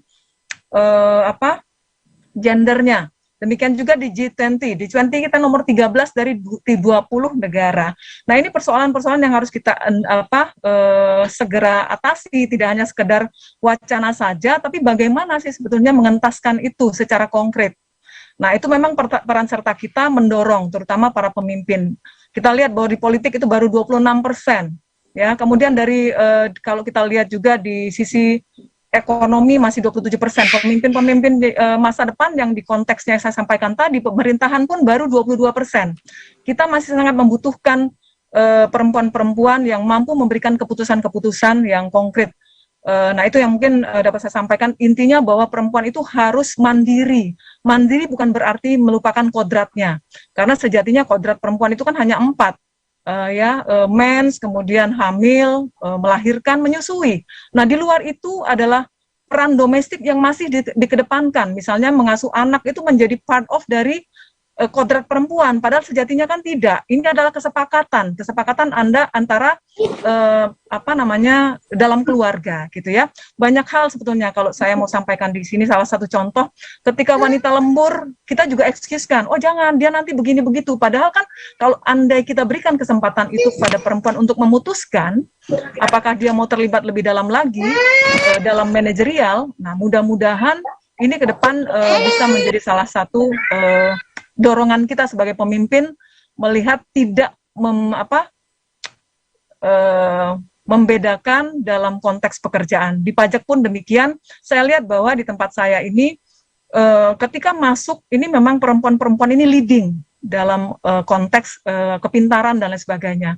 Tapi ketika muncul di usia-usia tertentu ada mulai penurunan untuk terlibat di dalam keputusan-keputusan gitu ya, terutama untuk menjadi pemimpin, maju lagi ke depan untuk memilih menjadi pemimpin. Ini di tempat saya ini mungkin baru kurang dari 30%, 20-an% gitu ya. Nah, ini juga PR-PR yang harus kita sama-sama pikirkan bersama, mendorong bagaimana supaya isu-isu ini bisa teratasi di bidang masing-masing. Jadi intinya bahwa kita harus mendorong kemandirian, meningkatkan kapasitas mereka, lebih-lebih di era teknologi informasi yang makin luar biasa ini. Jadi kita tidak hanya berkutat di masalah domestik saja, tapi juga bagaimana kita juga mampu di ranah publik ya, di ranah publik. Nah, dorongan kita sebagai perempuan-perempuan yang sudah masuk dalam jajaran pemberi keputusan, kita beri ruang untuk perempuan-perempuan yang memang punya kapasitas untuk itu. Jadi demikian mungkin dari saya, Bu Weni, sekali lagi selamat Hari Kartini, karena Kartini hebat itu memang ditunggu kehadirannya. Itu saja. Wassalamualaikum warahmatullahi wabarakatuh. Waalaikumsalam warahmatullahi wabarakatuh. Bu Nia, terima kasih. Itulah yang dirasakan oleh pemimpin-pemimpin perempuan seperti Ibu Nia. Jadi sudah begitu masuk di kantor kita masing-masing, misalkan seperti itu, leading pada usia tertentu bagus itu awalnya Bu ya, tapi pada usia tertentu dia turun karena apa dan Betul. kita tahu semualah seperti itu. Cepatlah Bu Nia. Nah, terima kasih Bu Nia. Sekarang saya ingin tanya nih ke Mbak Titi. Kan apa yang diomongkan oleh Bu Nia itu terjadi ya. Berarti support sistemnya itu kan adalah dari suami kalau kita menikah gitu kan ya. Dan juga tentu dari orang tua kita, dari pola pikir, kesempatan yang diberikan oleh bapak dan ibu kita. Seperti tadi Mbak GKR Hayu tentu saja bilang bahwa itu Sri Sultan Hamengkubuwono ke-10 itu punya pemikiran yang tentu berbeda dengan pendahulu-pendahulunya. Gimana Mbak Titi Anda memandang support system dari suami dan peran bapak ibu kita? Iya, saya setuju sekali ya. Tadi sudah disebutkan dalam World Global Gender Gap Index yang dirilis oleh World Economic Forum, Global Gender Gap Index atau Indeks Kesenjangan Gender Global, posisi Indonesia memang kurang menyenangkan. Kita posisi 101 dari 164 negara yang ikut pengukuran. Kita agak satu peringkat lebih baik daripada Korea Selatan. Nah, bagi ibu-ibu yang suka menonton drama Korea, di situ kan sangat terlihat ya perempuan Korea itu independent woman dan seterusnya. Mungkin mereka menggunakan film untuk juga jadi bagian dari mengadvokasi hak-hak perempuan. Itu sedikit ilustrasi ya. Kalau dari sisi skor kita satu peringkat lebih baik daripada Korea Selatan. Nah, hambatan kita banyak begitu dan itu dimulai dari keluarga memang. Masih ada keluarga-keluarga yang lebih mengutamakan anak laki-laki untuk mengakses pendidikan, sumber daya, dan seterusnya. Tetapi saya menolak kalau dikatakan, misalnya keluarga miskin itu cenderung lebih tidak adil gender atau tidak setara. Karena saya merasakan bahwa pola pikir itu di dalam lingkup keluarga yang terbatas pun, pola pikir orang tua yang terbuka itu akan membantu maju anak-anaknya. Contohnya saja, saya 3 bersaudara perempuan lahir di sebuah kampung kecil di Musirawas, tetapi karena ibu saya punya pikiran, dia tidak mau 3 anak perempuannya menjadi korban perkawinan anak usia dini atau perkawinan anak, maka semangatnya adalah tentu saja didukung oleh bapak ya, almarhum bapak saya, maka anak-anak saya harus mengakses pendidikan tinggi, lalu dikirimlah merantau. Ini dipikirkan oleh seorang ibu dari desa, dari dusun begitu ya, di pedalaman Musirawas, sekolahnya juga tidak tinggi, tamat SD pun tidak, tapi karena punya keinginan, kemauan, dan tidak membedakan, dan mungkin ini juga takdir karena kami 3 bersaudara perempuan semua, ketika kesempatan itu diberikan, perempuan mampu untuk kemudian mendapatkan dan menunjukkan prestasi dan juga kinerja yang sama baiknya. Nah, memang kendalanya ketika masuk kepada institusi keluarga, kita masih berhadapan dengan stereotipe ya, ataupun marginalisasi. Misalnya bahwa kerja-kerja domestik itu adalah kerja yang mengikat sebagai bagian dari kewajiban perempuan, walaupun ketika dia masuk ke ruang publik. Jadi peran domestiknya mengikuti peran perempuan di ruang publik. Disinilah paradigma, kesamaan persepsi, dukungan keluarga, suami itu jadi penting karena eksistensi kita akan lebih leluasa dan lebih maksimal kita kontribusikan bagi masyarakat dan orang banyak ketika sokongan dari pasangan, dari suami itu mampu menjembatani keterbatasan tadi. Bagaimana berbagi peran domestik, saling kemudian memahami dan memberi memberi kesempatan begitu ya, tanpa harus meninggikan atau kemudian merendahkan yang satu dengan yang lain. Jadi kira-kira saya setuju sekali tadi dengan pernyataan itu, Weni. Baik, terima kasih Mbak Titi. Kita lanjut, ini statement dari Ibu Hayu. Saya pertanyaan ini sama dengan Mbak Titi tadi, tapi saya ingin lebih gini ya. Perempuan Jawa itu kan dikenal atau distereotipkan sangat manut. Apa itu bahasa Jawanya? Surga katut, neraka. Apa itu? Tolong dilanjutkan. Apakah itu masih terjadi seperti itu? Silakan Mbak Ayu. Ya, yang jelas kalau di keluarga saya sendiri sudah tidak. Jadi kebetulan karena ibu itu kan juga aktivis perempuan ya, GKR Mas itu. Jadi dulu saya sebelum married itu pesannya itu waktu itu berpesannya begini, laki-laki boleh jadi kepala keluarga, tapi kita sebagai istri itu adalah lehernya, kita yang menentukan itu kepala mau nengok kemana. Keren banget. Keren banget.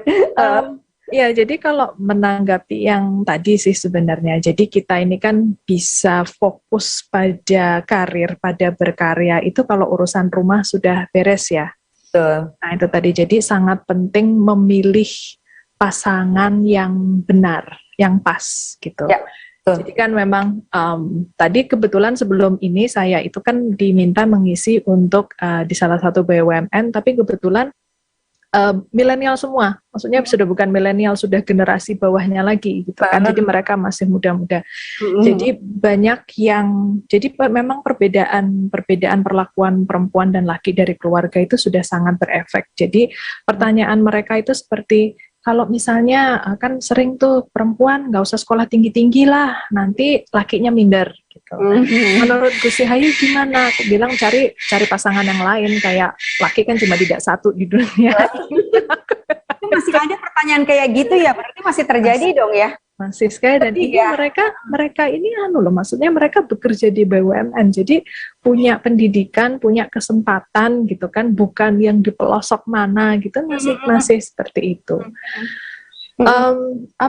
Jadi memang saya juga dulu sering kalau misalnya yang kayak UMKM gitu, banyak ibu-ibu yang istilahnya bisa meningkatkan pendapatan keluarga dengan berjualan online. Tapi komplain berikutnya adalah kesibukannya bertambah, suaminya tetap nggak bantuin di rumah, gitu. Jadi waktu itu juga, terus nanti saya gimana dong balance antara work life-nya anak saya, nanti kalau saya ngejar istilahnya di scale up itu perusahaannya, nanti anak saya yang tidak terurus. Nah, saya tanya, lah suaminya kemana Bu?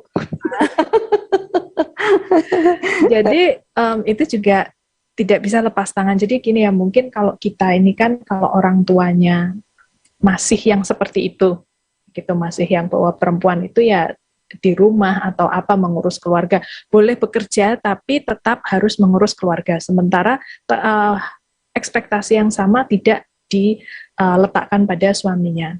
Gitu kan. Kalau bisa ya udah berhenti sampai kita. Gitu loh. Jadi generasi berikutnya saya sendiri memilih suami saya itu istilahnya dilepas sendiri tuh hidup gitu loh, nggak perlu kalau mau dinas keluar saya nggak perlu packingin kopernya, dia bisa sendiri gitu kan. Ya, kita dulu waktu masih tinggal di luar negeri kita tidak punya rewang juga, ya gantian masak, saya sambil sekolah dia sambil kerja, kalau saya weekdays dia weekend gitu misalnya. Jadi memang sudah berbagi.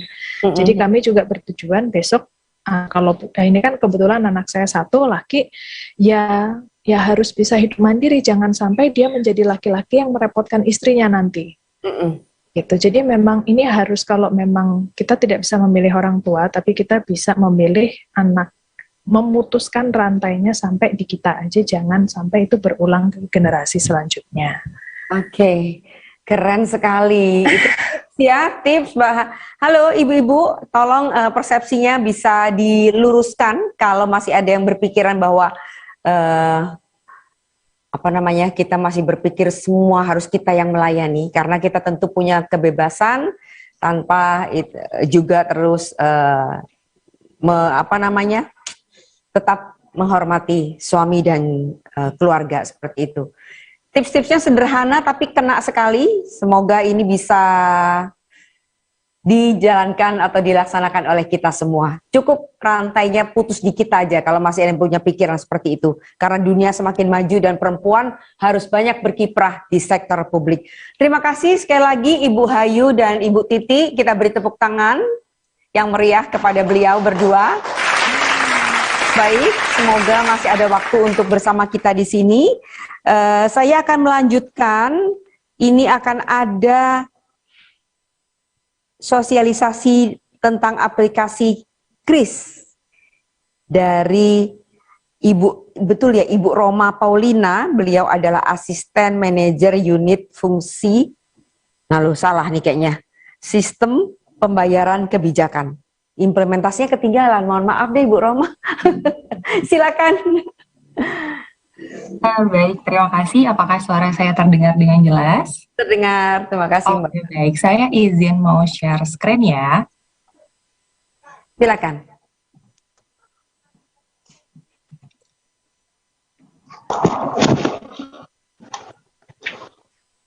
Oke, sudah terlihat dengan jelas ya share screen-nya?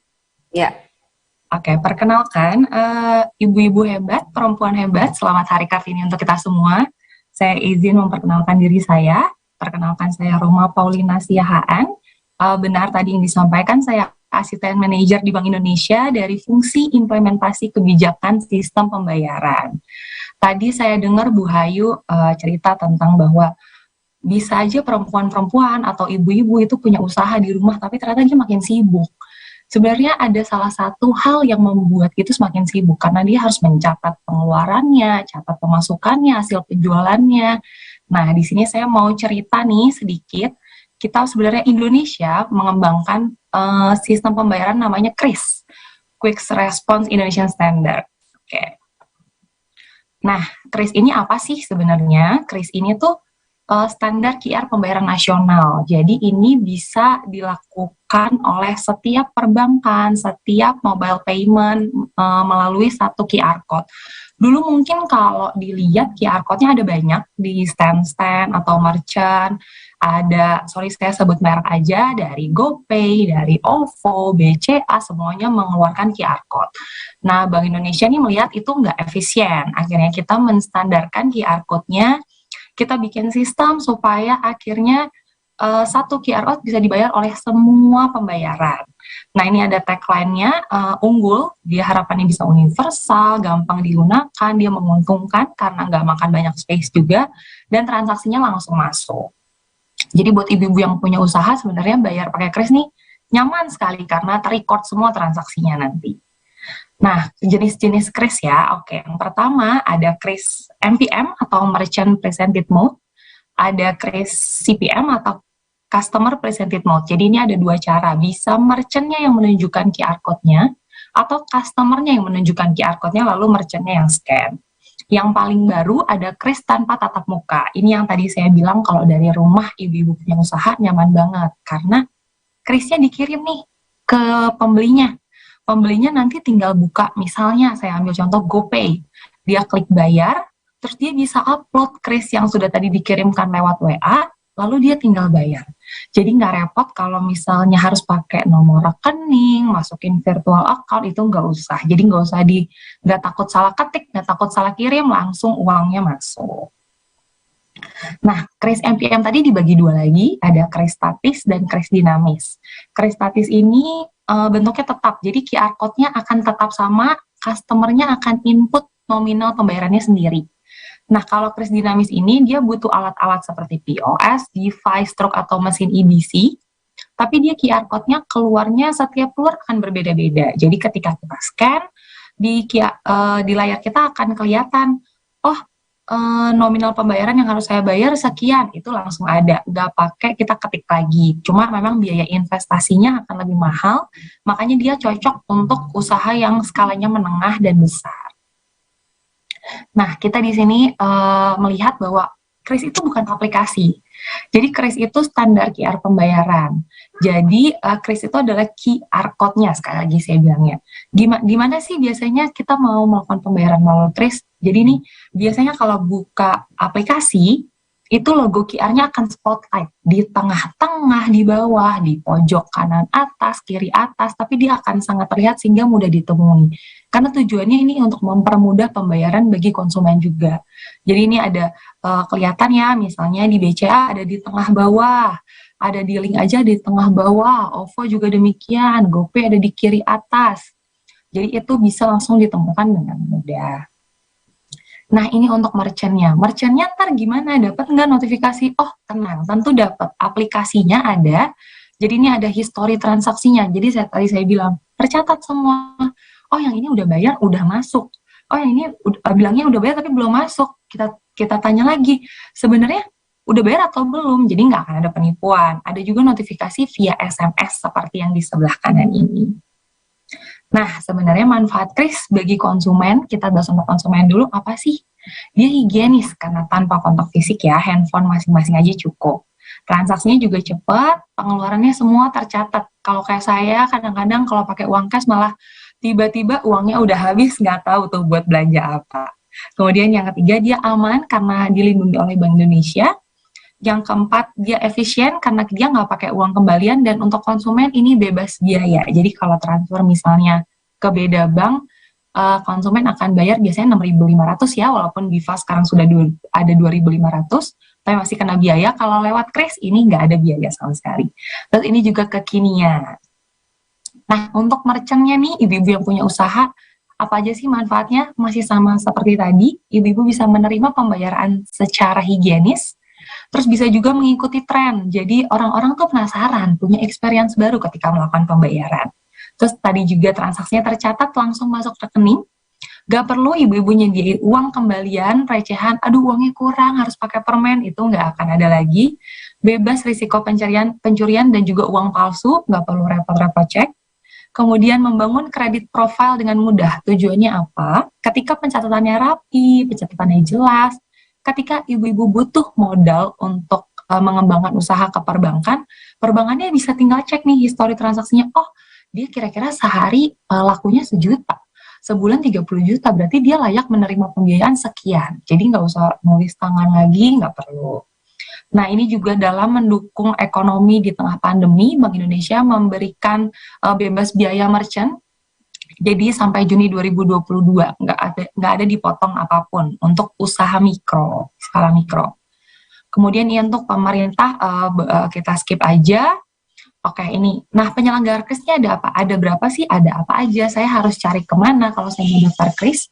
Ada 48 bank dan non-bank yang mengeluarkan Kris. Daftarnya ada di sini, dari mulai bank-bank yang sering kita dengar, Mandiri, BRI, BNI, sampai bank daerah, Bank Sumsel Babel, itu juga sudah bisa mengeluarkan Kris. Yang non-bank ada OVO, GoPay, Link Aja, Dana, dan masih banyak lagi. Jadi bisa langsung hubungi perbankannya, datang. Saya punya usaha, saya mau buka Kris. Apa aja syaratnya, nanti perbankannya yang akan provide. Begitu juga dengan non-banknya. Nah, ini tadi yang Kris tatap muka ya, caranya sebenarnya gini. Jadi, penjualnya kirim Krisnya, terus konsumennya pilih aplikasi pembayarannya, terus klik tombol scan from gallery. Jadi gambarnya udah di-download, buka galeri, terus dari gitu pilih gambar QR yang tadi udah di-download, kemudian nanti dia akan langsung pembayaran ke si merchant, masukin nominalnya, kemudian masukin PIN untuk transaksi, kemudian transaksi akan ada notifikasi transaksi berhasil, lalu bisa di-screenshot bukti transaksinya, dikirimkan lagi ke merchantnya. Sesimpel itu, nggak usah masukin nomor rekening yang tadi saya bilang. Nah, ada aturan-aturannya nih untuk pakai Kris. Jadi harapannya di setiap merchant itu hanya terdapat 1 Kris karena sudah bisa digunakan oleh semua penyelenggara jasa sistem pembayaran atau bank dan non-bank tadi. 1 kali transaksi bisa maksimal 10 juta. Dari Rp1 sampai 10 juta bisa. Nah, sebenarnya kan ini Kris ini butuh pengembangan sistem, bayar sumber daya manusia, kita untuk biaya edukasi dan lain-lain. Makanya untuk merchant kita kenakan biaya merchant discount rate. Tapi ini kecil banget Bapak Ibu, 0,7%. Dan itu berlaku untuk usaha kecil, menengah, besar. Apabila Bapak Ibu skala usahanya masih mikro, seperti yang tadi saya bilang, masih 0% sampai dengan 30 Juni 2022. Nah, ini perkembangannya di Sumatera Selatan bisa dilihat ya. Sumatera Selatan bahkan ada 395.000 merchant yang tersebar. Meski demikian, 60%-nya itu masih terpusat di Palembang. Nah, 70%-nya itu usaha mikro yang tadi saya bilang. Jadi 70% dari 395.000 ini menggunakan MDR 0%. Dia bertransaksi, dia jual beli pakai MDR 0%. Segitu membantunya. Nah, untuk volume dan nominalnya juga terus mengalami peningkatan dari periode ke periode karena semakin besarnya orang merasa dipermudah dengan menggunakan Kris ini. Kemudian ini kita lewat aja. Oke, ini implementasi Kris di Sumatera Selatan, Bapak Ibu. Kita udah turun langsung ke pasar-pasar, ke pedagang-pedagang. Bisa dilihat pedagang gado-gado, lontong sayur udah punya Kris. mereka nggak perlu lagi tuh harus bawa uang cash, nyediain kembalian, dia nggak perlu lagi. Kemudian juga ibu-ibu di pasar ini jual sayur, dia bisa pajang krisnya pakai lanyard, gantungan di leher, jadi orang mau bayar tinggal scan. Demikian juga untuk misalnya untuk zakat, sudah bisa juga langsung pakai kris, Bapak Ibu nggak perlu datang, nggak perlu misalnya, takut ketahuan nih nominalnya cuma berapa, nggak usah, itu jadi rahasia, hanya pemberi dan Allah yang tahu jumlahnya. Kurang lebih sekian Bapak Ibu presentasi dari saya, semoga membantu mencerahkan untuk ibu-ibu perempuan Indonesia yang ingin terus semakin maju, kami bantu dorong dengan sistem pembayaran yang semakin mudah. Sekian, terima kasih. Terima kasih Ibu Roma Paulina Siahaan. Kami tunggu kiprah Anda untuk menjadi Gubernur BI mendatang. Amin, terima kasih Ibu. Seperti zamannya Ibu Miranda Gultom. Ya, oke. Terima kasih, ini udah kelihatan nih bakat-bakat pemimpin banker. Ya, terima kasih Mbak Roma. Tepuk tangan dong. Tentu Kris sudah banyak membantu saya pada beberapa kesempatan juga pakai Kris. Tapi saya tertarik itu tadi. Ada yang supaya tidak kelihatan saldonya cuma sedikit, hanya pembeli dan Allah yang tahu. Baik, kita sampai di penghujung acara, tetapi tolong jangan berenggut dulu, kata wong Palembang. Masih ada yang menarik, akan ada pengumuman siapa pemenang Kartini Millennials Award dan juga siapa yang memenangkan video. Tetapi yang pasti kita semua di sini sudah mendapatkan pencerahan dari narsum kita yang hebat-hebat. Tadi Ibu Hayu menyebutkan kita jadi perempuan itu jadi istri yang menentukan kemana kepala suami mau dibelokkan. Karena kita adalah lehernya. Mbak Hayu, terima kasih nih. Sampai ada japrian ke saya, ada pesan dari tim penggerak PKK Sumatera Selatan, supaya kader-kader PKK di seluruh kabupaten kota khususnya di Sumatera Selatan menjadi leher yang keren, leher yang baik, karena dialah yang akan menentukan kemana suami kita mau menggerakkan kepalanya. Saya kira itu pesan yang menyemangati kita semua ya, karena kita masih berada pada dunia yang sangat patriarki. Dan terima kasih tentu saja untuk Ibu Titi Anggraini yang selalu setia kepada kami. Tadi pencerahannya mengapa Ibu Kartini, mengapa perempuan itu bisa terus bertahan, daya juangnya bagus, daya tahannya bagus, karena kita selalu menumpukan semua pergerakan kita pada kemanusiaan, humanis, seperti itu.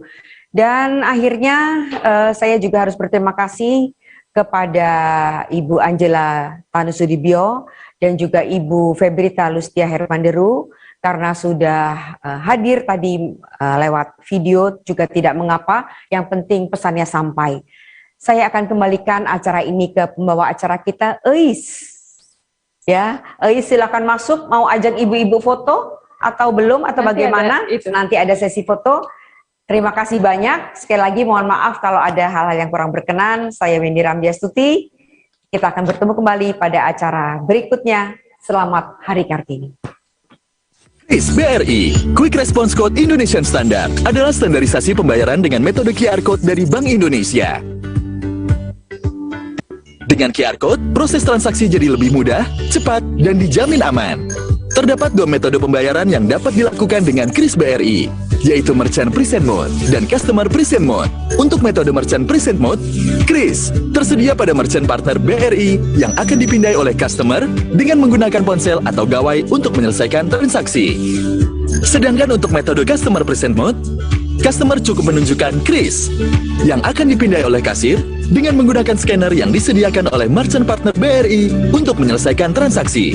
Inilah manfaat yang didapat dengan menggunakan KRIS.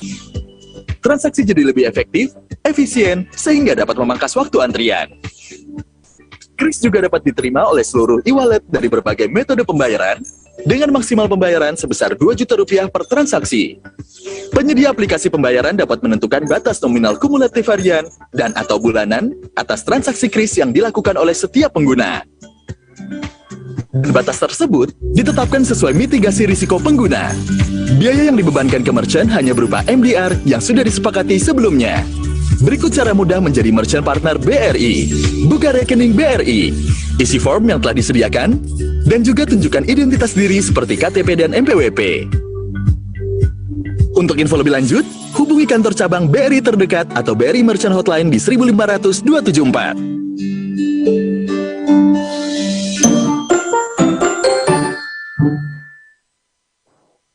Terima kasih kepada Mbak Wendy yang sudah memandu jalannya webinar Women Empowerment Through Digitalization. Semoga sharing dan diskusi tadi dapat menjadi input baru dan menjadi motivasi hebat bagi para perempuan Indonesia, khususnya di Sumatera Selatan. Boleh beri tepuk tangan yang meriah untuk kita supaya tetap semangat pada sore hari ini. Baik, hadirin yang berbahagia, tibalah saatnya kita akan menyaksikan pemberian dan penerimaan awards atau penghargaan kepada para partisipan yang sudah mengikuti ajang Kartini Millennial Awards 2022. Namun, sebelum itu saya akan menyampaikan 3 penghargaan istimewa atau special awards kepada 3 nama perempuan hebat ini. Tanpa berlama-lama lagi, special awards yang pertama akan diberikan kepada Dr. Sheila Noberta, SPA MKes, Ketua TPPKK Kabupaten Oku Timur sebagai pelopor penggerak Kartu Amal Kehidupan Forum Kader Posyandu Indonesia. Boleh beri tepuk tangan? Baik. Ini ada tayangan video atau?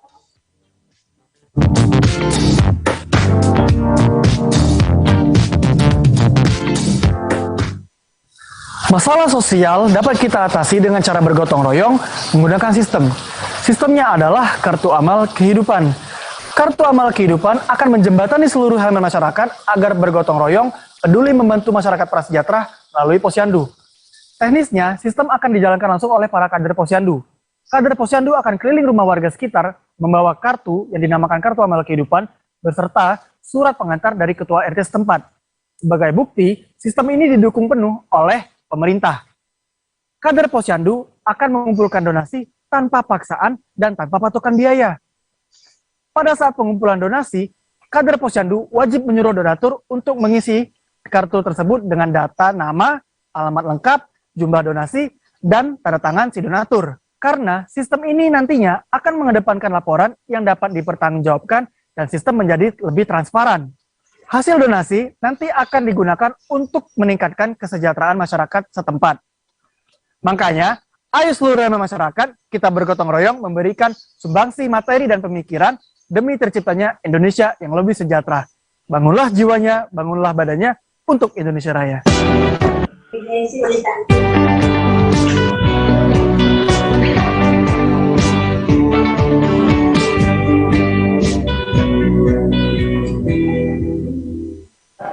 Ya, itu tadi penjelasan singkat mengenai pelopor penggerak Kartu Amal Kehidupan Forum Kader Posyandu Indonesia. Kepada Dr. Sheila Noberta kami ucapkan selamat. Mungkin kami akan beri kesempatan dan waktunya kepada Dr. Sheila untuk memberikan sepatah dua patah atau kalimat singkat untuk bisa disampaikan. Kami persilahkan Dr. Sheila.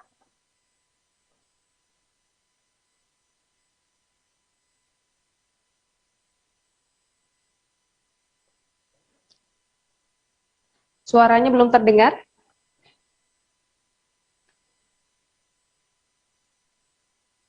Atas kesempatannya. Ya. Suara saya? Suaranya agak putus-putus, Bu. Assalamualaikum warahmatullahi wabarakatuh. Baik, waalaikumsalam warahmatullahi wabarakatuh. Terima kasih atas kesempatannya. Diberinya penghargaan ini kepada saya. Sejatinya ini adalah penghargaan bagi semua masyarakat Oku Timur yang selama ini sudah memberikan kepeduliannya, yang selama ini sudah berbuat kepada sesama dan gemar berbuat baik untuk masyarakat kita yang prasejahtera, terutama yang ada di posyandu, yaitu ibu-ibu hamil yang prasejahtera, anak balita prasejahtera, dan lansia yang prasejahtera. Harapan saya semoga ke depan semakin banyak warga Oku Timur yang makin peduli dengan masyarakat yang prasejahtera ini, dan melalui posyandu kita tingkatkan layanan posyandu melalui melalui dana dan nakes yang dikumpulkan untuk mensejahterakan posyandu, untuk meningkatkan pelayanan posyandu sehingga akan menghasilkan generasi-generasi emas, generasi-generasi yang sehat dan cerdas di kemudian hari. Terima kasih untuk Tribun atas penghargaannya.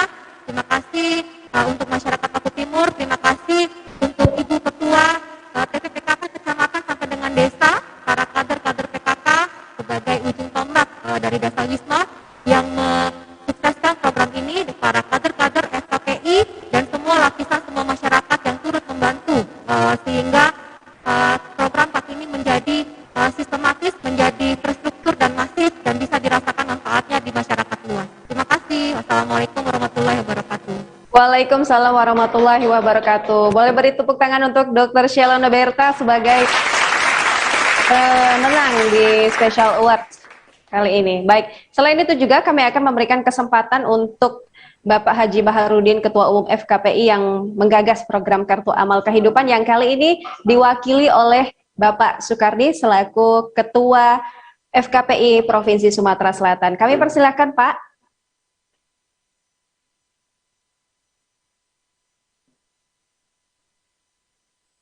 Assalamualaikum warahmatullahi wabarakatuh. Waalaikumsalam warahmatullahi wabarakatuh. Apakah suara saya jelas? Jelas sekali Pak Sukardi, silakan. Ya, alhamdulillah. Pertama, terima kasih kepada Tribun Stipo Sumsel yang telah memfasilitasi untuk bertemu wanita-wanita cantik, wanita-wanita hebat. Mungkin di antara banyak wanita yang hadir pada hari ini cuma saya yang laki-laki. Ya, pertama saya mengucapkan selamat Hari Kartini.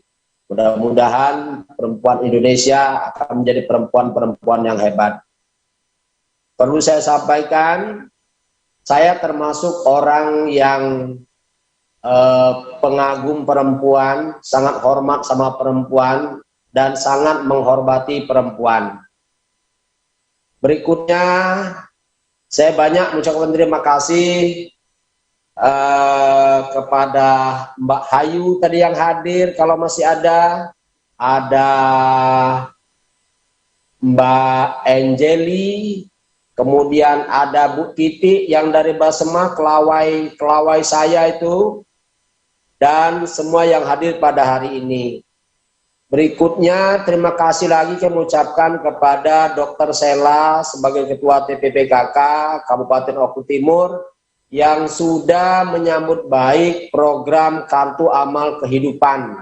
Dan alhamdulillah dari laporan kader FKPI di Oku Timur itu sudah 7 kecamatan yang sudah melaksanakan program Kartu Amal Kehidupan, sangat luar biasa. Satu-satunya Ketua TPPKK tingkat kabupaten kota yang menyambut baik program ini dan berhasil itu Oku Timur, dan wajar kalau TPPKK Oku Timur mendapatkan penghargaan. Dan sangat luar biasanya lagi ketika pelaksanaan posyandu. Posyandu itu seperti pasar, hijau oleh sayur, ada telur berkarpet-karpet, ada beras, ada susu dan lain-lain. Nah, itu semua berkat kerjasama dan gotong royong masyarakat setempat, bantu-membantu. Nah, program Kartu Amal Kehidupan ini kami terinspirasi dari kitab suci Al-Quran, di mana disebutkan pada surat 51 ayat 19, pada harta mereka itu ada hak orang miskin yang meminta dan orang miskin yang tidak mendapat bagian. Orang miskin yang minta jelas, dia pasti sehat, bisa jalan, bisa ngomong, bisa datang ke rumah atau di jalan-jalan. Nah, yang tidak minta ini siapa? Itulah lansia, ibu hamil, dan balita yang notabene semuanya masyarakat prasejahtera. Semuanya mereka ngumpul di posyandu. Nah, kalau untuk mensejahterakan masyarakat Indonesia, tidak usah jauh-jauh. Ayo kita gotong royong bantu posyandu, insya Allah ke depan Indonesia akan lebih sejahtera lagi. Kalau kita mencari fakir miskin, nggak akan selesai. Semuanya ngaku miskin. Tetapi para pendahulu kita hebat, sudah menempatkan manusia-manusia prasejahtera itu ngumpulnya di posyandu. Nah, ke depan posyandu itu bukan hanya tempat pengecekan kesehatan yang selama ini, mohon maaf, di hati pikiran masyarakat, posyandu itu identik dengan imunisasi, menimbang, dan ibu hamil. Padahal posyandu itu adalah pos pelayanan terpadu. Saya bilang bahwa posyandu itu adalah miniatur Indonesia.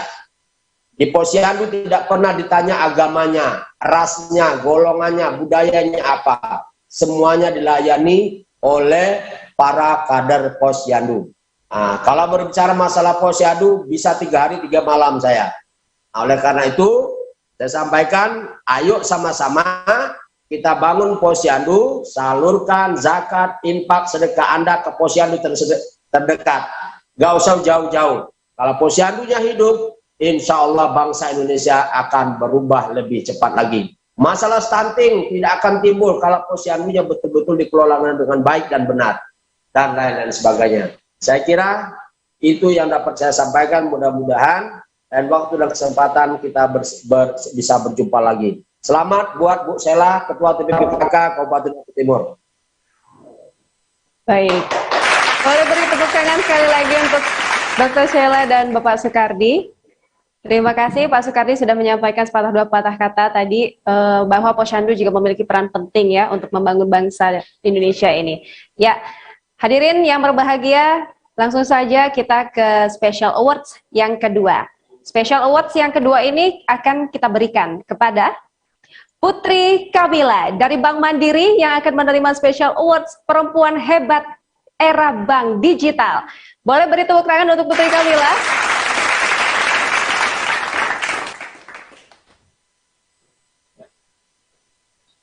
Ya, Putri Kamila ini selain sebagai seorang banker wanita yang andal dalam profesinya, Putri Kamila juga ternyata seorang Master of Ceremony profesional, seorang public speaker, moderator, menjadi peran penting dalam bisnis kuliner yakni owner Jeddah Senja Kopi.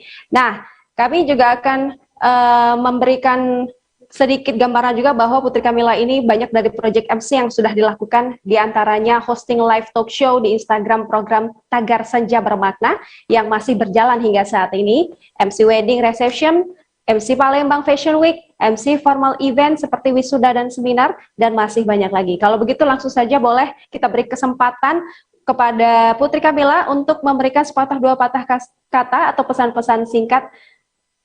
Kami persilahkan untuk Putri Kamila. Oh, baik.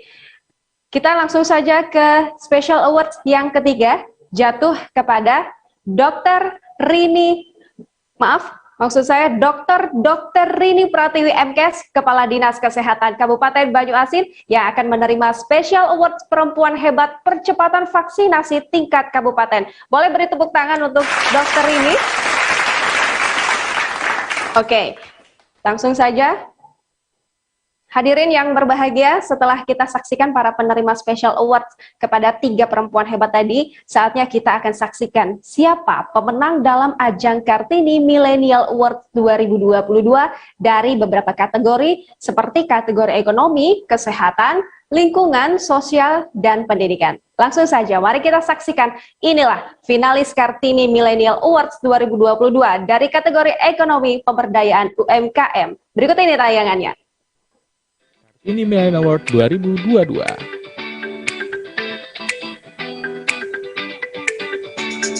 Finalis kategori pemberdayaan UMKM. Utari Yuslila, Palembang. Mayangsari Kusumaningsih, Palembang. Bunga Devia Anggraini, Palembang. Pamela Tri Arilia, Palembang. Lilik Hidayati Ningsih, Sungai Rotan, Muara Enim.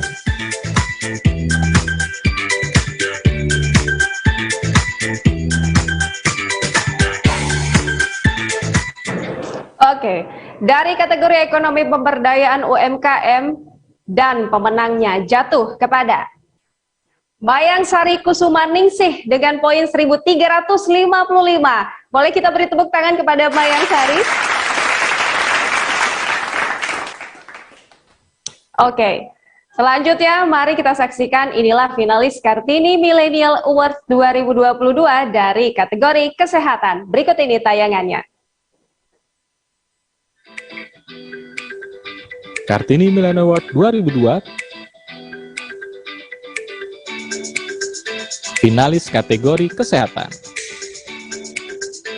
Seli Ambarita Sabar, Pangkalan Balai, Banyuasin. Raisa Gorbachev Pakpahan, Palembang. PE Salvera Arnoldi, Palembang.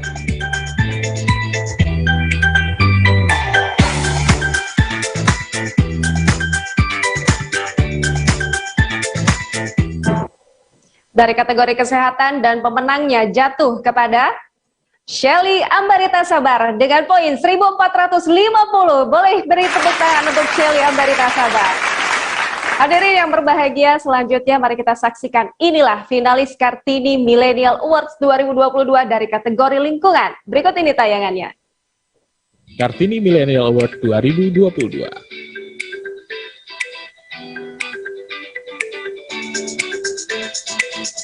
Finalis kategori lingkungan. Rizka Umami, Palembang. Hairunisa, Batu Raja. Rizky Anifah Nur Susanti, Batu Raja.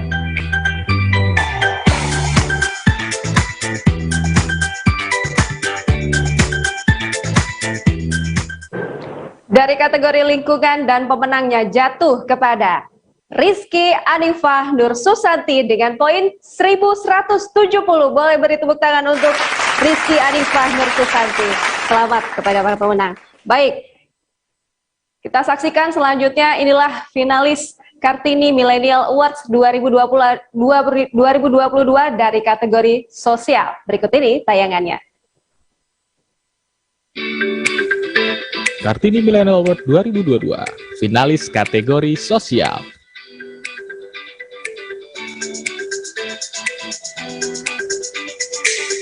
Nai Saraswati, Palembang. Husnul Hidayah, Muara Enim.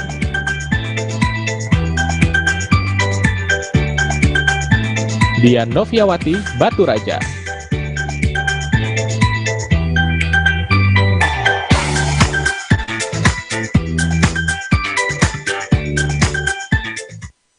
Di kategori sosial dan pemenangnya jatuh kepada Nais Saraswati dengan poin 1375. Selamat kepada Nais Saraswati. Dan mari kita saksikan inilah finalis Kartini Millennial Award 2022 dari kategori pendidikan. Berikut ini tayangannya. Kartini Millennial Award 2022. Finalis kategori pendidikan. Fitri Dwi Ratnasari, Palembang. Erli Oktavia Silitonga, Palembang. Vanita Sari, Palembang. Sri Indah Lestari, Palembang.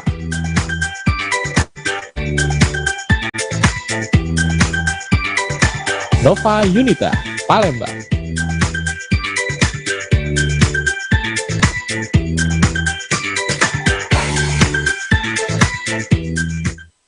Ya, ini adalah kategori terakhir dari kategori pendidikan dan pemenangnya jatuh kepada Ranita Sari dengan poin 1455. Selamat kepada Ranita Sari.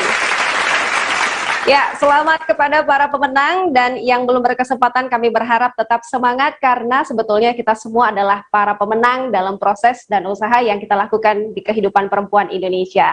Ya, sekali lagi boleh beri tepuk tangan untuk kita semua supaya tetap semangat ya di sore hari ini.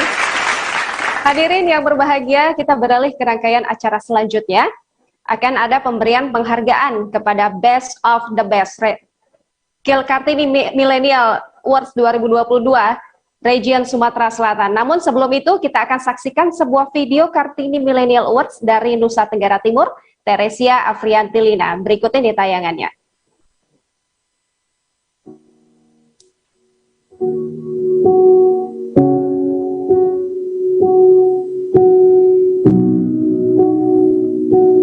Yang karib disapa Ibu Arin. Beliau adalah guru honorer di SD di pelosok Maumere.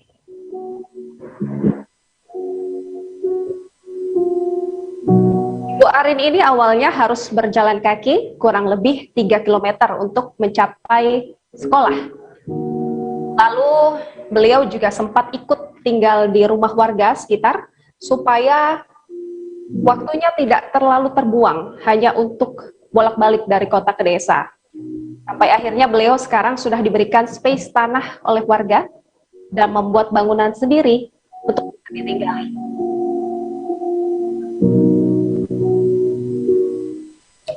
Ya, hadirin yang berbahagia, dari 5 kategori Kartini Millennial Awards 2022 yang diperlombakan, saat ini kita akan saksikan Awards Best of the Best Kartini Millennial Awards 2022 Region Sumatera Selatan. Kira-kira awards ini akan jatuh kepada siapa?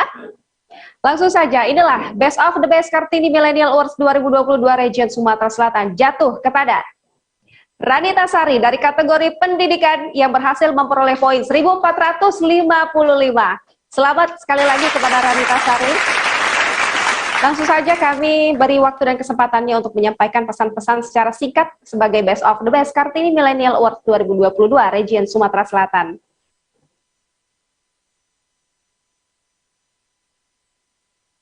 Assalamualaikum warahmatullahi wabarakatuh. Waalaikumsalam warahmatullahi wabarakatuh. Bingung ini Mbak. Oke, sebelumnya saya ucapkan terima kasih kepada Pemerintahan Provinsi Sumatera Selatan, Tribun Sumsel, tim penggerak PKK Provinsi Sumatera Selatan, kemudian semua pihak yang terlibat atas terselenggaranya kegiatan ini. Saya masih speechless ini. Ketika saya dinyatakan sebagai finalis itu sudah sangat alhamdulillah sekali karena saya bisa berkumpul, bisa bertemu dengan wanita-wanita hebat dari Sumatera Selatan. Dan sampai hari ini ketika diumumkan menjadi penerima penghargaan untuk kategori pendidikan dan ditambah lagi Best of the Best, saya hanya bisa mengucapkan terima kasih dan juga bersyukur. Semoga penghargaan ini bisa menjadi motivasi bagi saya pribadi untuk terus berbagi praktik baik, khususnya untuk guru-guru yang berada di Kabupaten Pali. Terima kasih. Wassalamualaikum warahmatullahi wabarakatuh. Assalamualaikum warahmatullahi wabarakatuh. Boleh beri tepuk tangan sekali lagi untuk Mbak Ranita Sari. Selamat sekali lagi.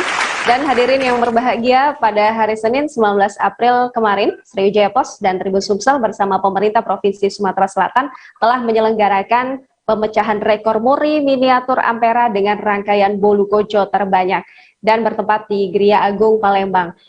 Dan ada 5 TPPKK yang sudah mengirimkan video challenge bolu kojo, yaitu TPPKK Ogan Komri Ulu, TPPKK Empat Lawang, TPPKK Musirawas, TPPKK Oku Timur, TPPKK Muara Enim.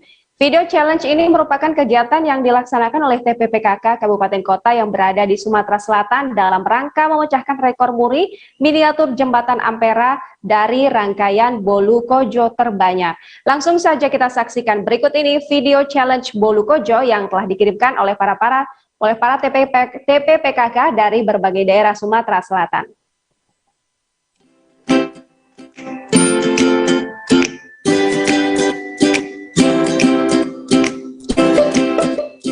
Semua, Assalamualaikum warahmatullahi wabarakatuh. Waalaikumsalam warahmatullahi wabarakatuh. Welcome to Cooking with TPPKK Kabupaten Oku Timur. Hari ini kita akan membuat kue yang sangat spesial. Kue apa ya, Bu?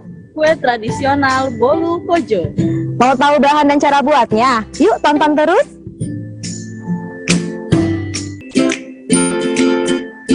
Apa sih langkah-langkahnya, Bu Musin? Oh, mudah. Pertama, masukkan 2 gelas gula pasir. Nah, kemudian kita pecahkan telur 5 butir. Pecahkan ya. Setelah diaduk, sampai gulanya larut, kemudian kita masukkan gandum atau terigu setengah kilogram.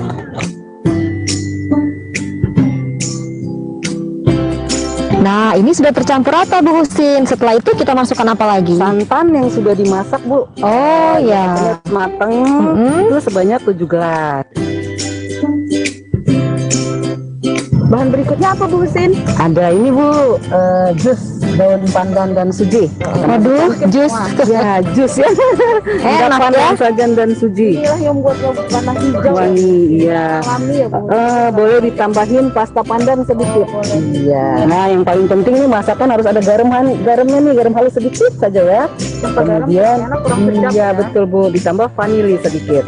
Nah, kita memakai panggangan bukan dari open gas, tetapi masih panggangan seperti dulu pakai baking pan. Mana ya Mbak Novi? Setelah dimasukkan ke dalam baking pan, lalu kita panggang. Oke, mari. Segera.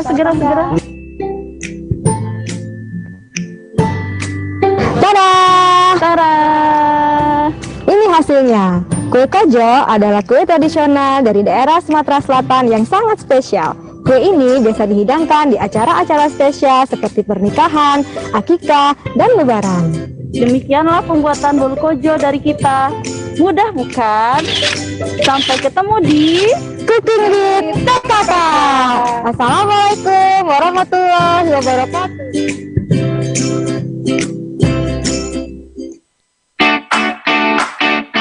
Varian baru bolu kojo kopi Orak-Arik dari Kabupaten Muara Enim, kabupaten yang kaya dengan sumber daya alam, kaya akan kopi kafeina yang istimewa. Selamat menikmati sajian kami.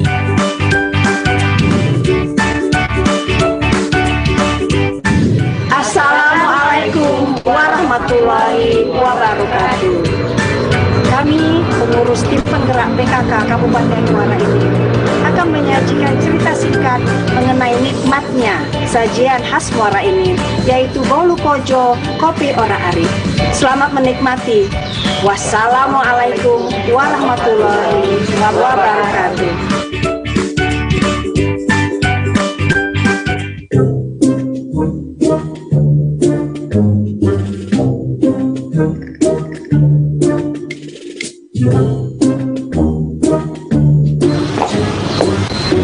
Assalamualaikum. Waalaikumsalam. Hai, Ibu. Apa kabar, Bu? Ya Allah. Bu, lihat rumahnya kira cantik nih ya. Dari mana Bu tadi Bu? Sengaja datang ke sini mampir. Dengar ibu-ibu PKK di Muara ini lagi mencoba membuat kue, tapi nikmat katanya. Jadi ingin tahu benar apa sih khasnya? Aduh, memang Bu, kue kojo Muara Enim. Jadi karena kita banyak kopi Bu, kojo Orak-Arik kopi. Wah, varian baru. Baru Bu, karena di sini banyak kopi itu, jadi nanti Ibu bisa lihat Bu. Kebetulan hari ini memang rezeki Ibu ada ini ya. Pengen cicip itu, buat jadi salah satu panganan khas Muara Enim ya. Ya. Boleh lah. Ya. Sini Dek, bawa kue kita tadi Dek. Sini Dek. Ya Bu, namanya kojo Orak-Arik kopi. Masih hangat ya, baru ya, masih hangat ya. Iya, hangat ini Bu, baru keluar dari oven. Jadi ini varian kopi, kojo kopi Orak-Arik. Boleh loh, kita coba. dicicip. Boleh dilihat nih. Oh iya, boleh ya. Ini Bu, kalau Ibu mau cicip. Selera. Oh, seleranya nah. Wah. Enak ini pasti. Gimana Bu rasanya Bu? Enak ya. Rasa bolu kojonya ada, tapi rasa kopinya itu jadi campur ya, khas ya bener ya. Jadi ingin pesen banyak nih. Banyak nih mau coba nih ya. Banyak ya, selain lemang, ternyata Muara Enim juga ada bolu kojo kopi Orak-Arik ini ya, yang khas ya. Khas ya. Bolu kojo kopi Orak-Arik khas Muara Enim. Mantap. Gimana macinya dah?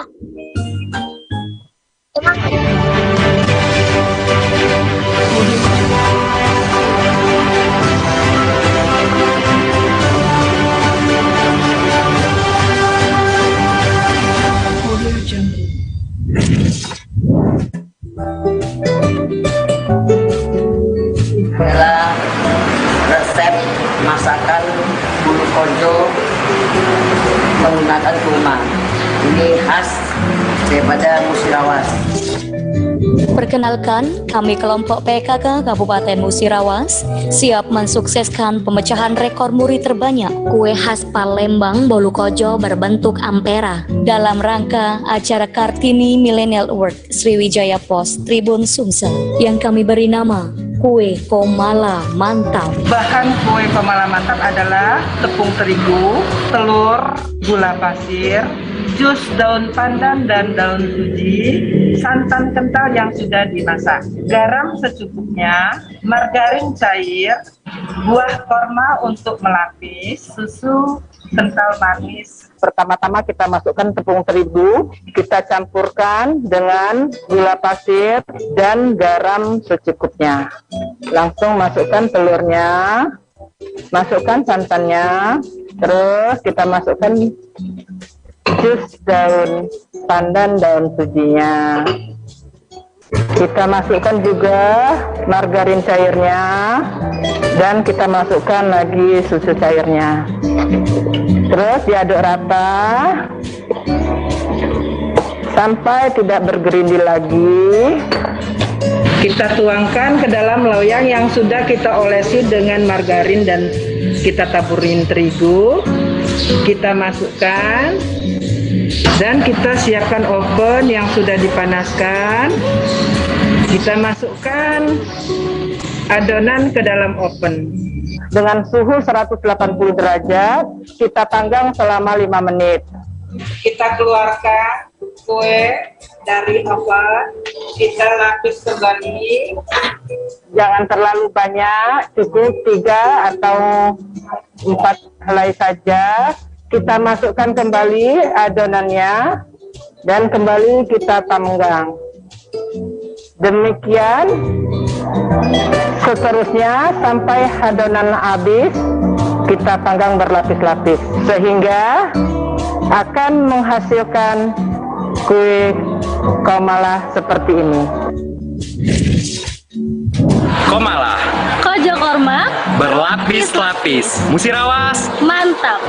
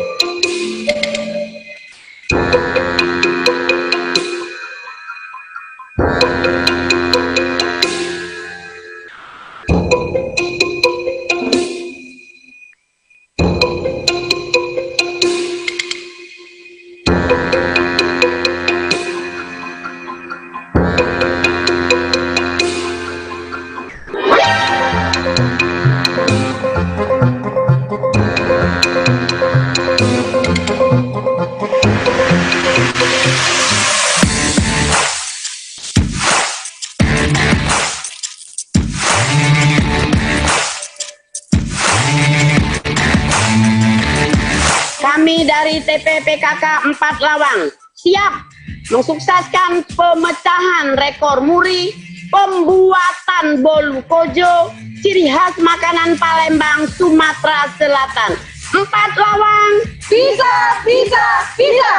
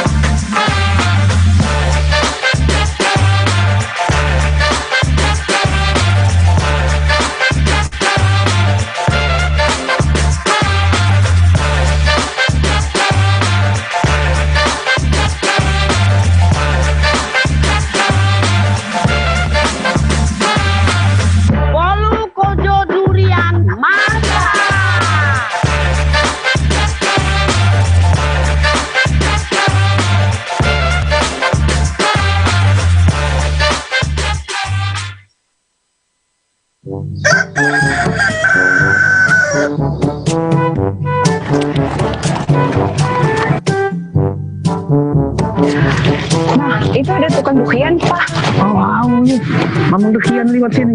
Saya ilok juga itu. Ayo kita kena Ian Pak, Ibu, desain kami Pak. Ayo Pak, kita beli hian ini. Bagus ini Pak. Ya, ilok saya. Oh, iloknya ini dari mana nih Mang? Dayan kita nih lah Pak, Dayan Ulu nih lah. Oh, Bun, baca deh kalau kita buat apa kue dari hian ini. Paca, ini ibu-ibu PKK nih nak buat ini apa bulu kuje dukhian. Wah, pasti lemak nih ini. Ayo kita borongkan ini untuk buat bulu kuje nih. Ayo. A few moments later. Assalamualaikum ibu-ibu. Siap-siap apa ya? Sudah. Tadi bapak tuh ngomong kan minta tolong bikin kehian ini balu kuje rasa dukhian. Mak mana menurut ibu? Oh ilok bu, berarti mangka ada hasil hiannya.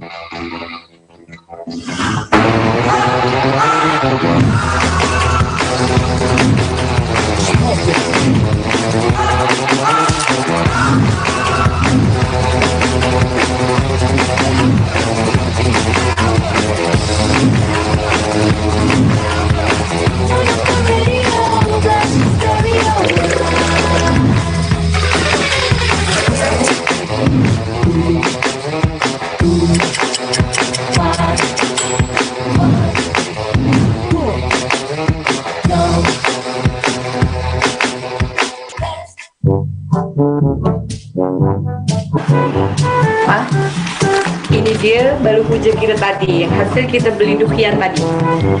Coba aku dai. Bincang halus buatnya. Lemak deh nih. Aku coba aku dai. Woi, alang lemaknya balu kujenya. Oh, ini Bun, paca jadi oleh-oleh khas Oku. Dan jangan aku agam nggak kue ini. Ibu Pebi kan pasti agam pula nggak kue ini. Mana kita kirim ke Ibu Pebi pula kue ini. Aku Pak ya, kalau aku umumkan nggak ibu-ibu PKK, kalau kita buat kita kirimkan, mudah-mudahan Ibu Pebi galak awalnya ya. Amin. Balu kujehian asalnya dari Ugan, lemak nian dimakan pakai sarapan. Mak mana nian kamu bilang uhang, dek de keluroh makanan khas Ugan. Balu kujehian khas Kabupaten Ogan Komering Ulu, mantap. Wow, keren banget dari 5 TPPKK ibu-ibu tadi sudah mengirimkan video yang sangat kreatif dan perlu kita apresiasi. Sekali lagi boleh beri tepuk tangan ya. Baik. Wow, keren sekali ya. Dari 5 video challenge Bolu Kojo tadi, saatnya saya akan sampaikan 3 pemenangnya. Siapa kira-kira pemenangnya? Langsung saja, juara ketiga jatuh kepada TPPKK Musira. Selamat kepada tim Kawas. Dan untuk juara kedua jatuh kepada TPPKK 4 Lawang. Selamat untuk TPPKK 4 Lawang. Dan untuk juara pertama jatuh kepada TPPKK Ogan Komering Ulu. Selamat TPPKK Ogan Komering Ulu. Ya, baik, itu dia tadi sudah saya bacakan 3 pemenangnya. Dan hadirin yang berbahagia, tibalah waktunya kita di penghujung acara. Rasanya tidak lengkap jika kita tidak menghadirkan momen berharga hari ini. Maka dari itu saya mengajak semua hadirin yang ada di layar meeting Zoom karena kita akan foto bersama. Oke, ibu-ibu hadirin di layar Zoom meeting sudah siap-siap? Pasang pose terbaik. Nanti 3 kali pose, 3 kali foto saya akan pandu ya dengan hitungan mundur. Sudah siap semuanya? Untuk foto bersama, siap? Baik, saya hitung ya. 3, 2, 1. 3, 2, 1. Ya, sekali lagi. 3, 2, 1. Baik, terima kasih. Hadirin yang berbahagia, selesai sudah acara kita hari ini. Tidak lain, Harapan kita semua acara ini mampu memberi apresiasi kepada para wanita hebat yang sudah berhasil menjadi role model bagi penerus bangsa dan semua wanita di Indonesia untuk terus dapat berkontribusi dalam bidang profesinya masing-masing. Dengan keberhasilan yang diraih semua wanita hebat di Indonesia, semoga menjadi wujud